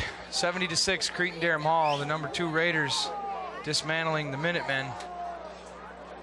And, you know, if you're Scotty Howe after the game, you know, all you can tell your kids, and I did it, you know, hey, it's over. We're done. We don't have to play Cretin again till next year. You know, you made reference, Todd, earlier to the fact that Cretin Durham Hall's goal extends beyond the St. Paul City Conference. And quite honestly, you know, my goal did too. I understand and appreciate the significance of winning a conference, but, you know, playoff time is when it really comes, and being able to put a trophy in your case. And we were fortunate; we were the runners-up in the sections last year. We lost to St. Thomas, who was the runner-up in the state, and we got to put a trophy in the case, and that's a big deal to the kids. And, you know, in particular at Arlington, that was the first trophy to go in the case for the football team, and that's a big deal, you know. And so while certainly these conference games mean something, and winning the conference is certainly important, the goal does extend beyond one game or, you know, 7 games, because when you get to the playoffs, anything can happen. Number 36, Brian McIntosh on the run. He's just a sophomore, 5'7", 200-pounder. A couple of good runs from the line of scrimmage for the sophomore, and again, more game experience for these young players. Well, as the game winds down here, we're under a minute Todd, I just want to thank you and SPNN. I've just had a blast doing this. This is for a guy who coached pretty much or played all of his life and then have to give it up. This definitely satisfies my appetite at least a little bit. Well, I'm sure you appreciate it on nights like tonight, a cold, rainy, drizzly night, to be up here in the booth. It's funny that you say that because, the kids, they're fine. They're out there running around, they're sweating. But as a coach, you're standing there freezing. It's it can be really cold, boy. I'll never forget when I was coaching at Cretin. We played North in the Minneapolis game, and the game is about to end here, and it was raining and cold, and holy cow, it can be miserable. Well, that is the final play of the game in this one-sided affair. The Cretin-Durham Hall Raiders keep rolling along as they defeat the Central Minutemen by a score of 70-6. So far in the year for the Raiders, 49-0. Opening game victory over Highland, 63-0. The next week against Arlington, 70-6. And next week the Raiders will take on the Humboldt Hawks. Central will take on the Arlington Phoenix next week. And that should be a good ball game as the teams meet at midfield, or across the field, I should say, and give each other a congratulatory handshake. And we're going to try to get the winning coach down on the field. And if we can, let's send it down to Dan Flanagan with the winning coach, Rich Kallick. Dan? Hi, I'm Dan Flanagan here of SPNN Sports, and I'm here with the victorious head coach tonight, Rich Kallick from Cretin-Durham Hall. And congratulations on another great win, adding on to the season that's gone well so far. And how do you prepare week in and week out to keep getting these kind of results? We play against ourselves. We grade the kids pretty tough manner after a ball game. We'll sit down individually with the kids and go over their individual grades. We try and focus on fundamentals, and we make sure we take the right step, the right angles to the ball and stuff like that. You have to play against yourself, and you can't overlook an opponent. You respect them, and you come out and play hard. Playing with such a big lead, what do you say to your guys to keep them focused throughout the game? Because you continue to play very sharp the whole way through. Again, you need to play against yourself, and we're playing a lot of kids, and those kids that get in have to prove themselves so they can move up the ladder and have an opportunity to play a little bit more. And, you can't tell the second team or the third team or the fourth team not to play hard, so we expect them to play as hard as we can. And finally, obviously not a lot to complain about here tonight, but what would you like to see change over the course of next week to have another good game on for next week? We were a little sloppy with our personnel changes with some of our special teams. The right personnel weren't there. We didn't have a corner on one play, and he ran a nice sweep against us. You can't have mental mistakes like that, and we need to be better focused to be able to do that. Okay, well, once again, congratulations on the great win, and thank you for taking some time with us. Thank you. I'm Dan Flanagan here with SPNN Sports. Now back up to Todd and Colby in the booth. Well, thank you very much, Dan. And, you're up 70-6, and that's a good question by Dan. What do you want to improve on? And, Rich Kallick talked about the special teams, which we commented on during the game. Central had some success on special teams, but with the victory, Cretin-Durham Hall improves to 3-0. And at the top of the standings, Coley, there's a couple other undefeated teams. Como Park at 3-0, St. Paul Johnson at 2-0. They're in action tonight. Yes, they are. And Como Park, I tell you what, they're thin, and I say that in terms of depth, and we talk about that being an issue with many of the St. Paul schools, but I tell you what, they're loaded in terms of talent. I mean, they got a guy, T.O. Vandewey, super wide receiver. Gabe Bates, only a junior running back. I think he had over 200 yards yesterday. They have some weapons. St. Paul Johnson, they kind of had a down year last year for whatever reason, and Coach Plasko's got them back on track. And I had a feeling that would happen. I mean, Johnson's the type of a club that's not going to stay down for long. And as you look at Central coming together, you know what? I'll tell you what, Todd. And I want to kind of change gears here a little bit. You look at Central right now, and they took a thumping, and that happens, but they're still together, and it's kind of about family. That's what we did at Arlington when we broke our huddles. We talked family because that's what it's about. It's not, nobody's going to remember in 20 years what the score of the Cretin game is. They're going to remember the good times and the good memories that they have, and that's the great part of football. I mean, I think that sometimes gets missed in all of the competitiveness and so forth, and ultimately, to me, that's the most important part. Well, last week, this team met on the very same spot, did Central High School, and they were celebrating a thrilling come-from-behind victory, 28-26 over Highland. What does Scotty Howell tell them today when they're on maybe quite the opposite end of the score, 70-6 game?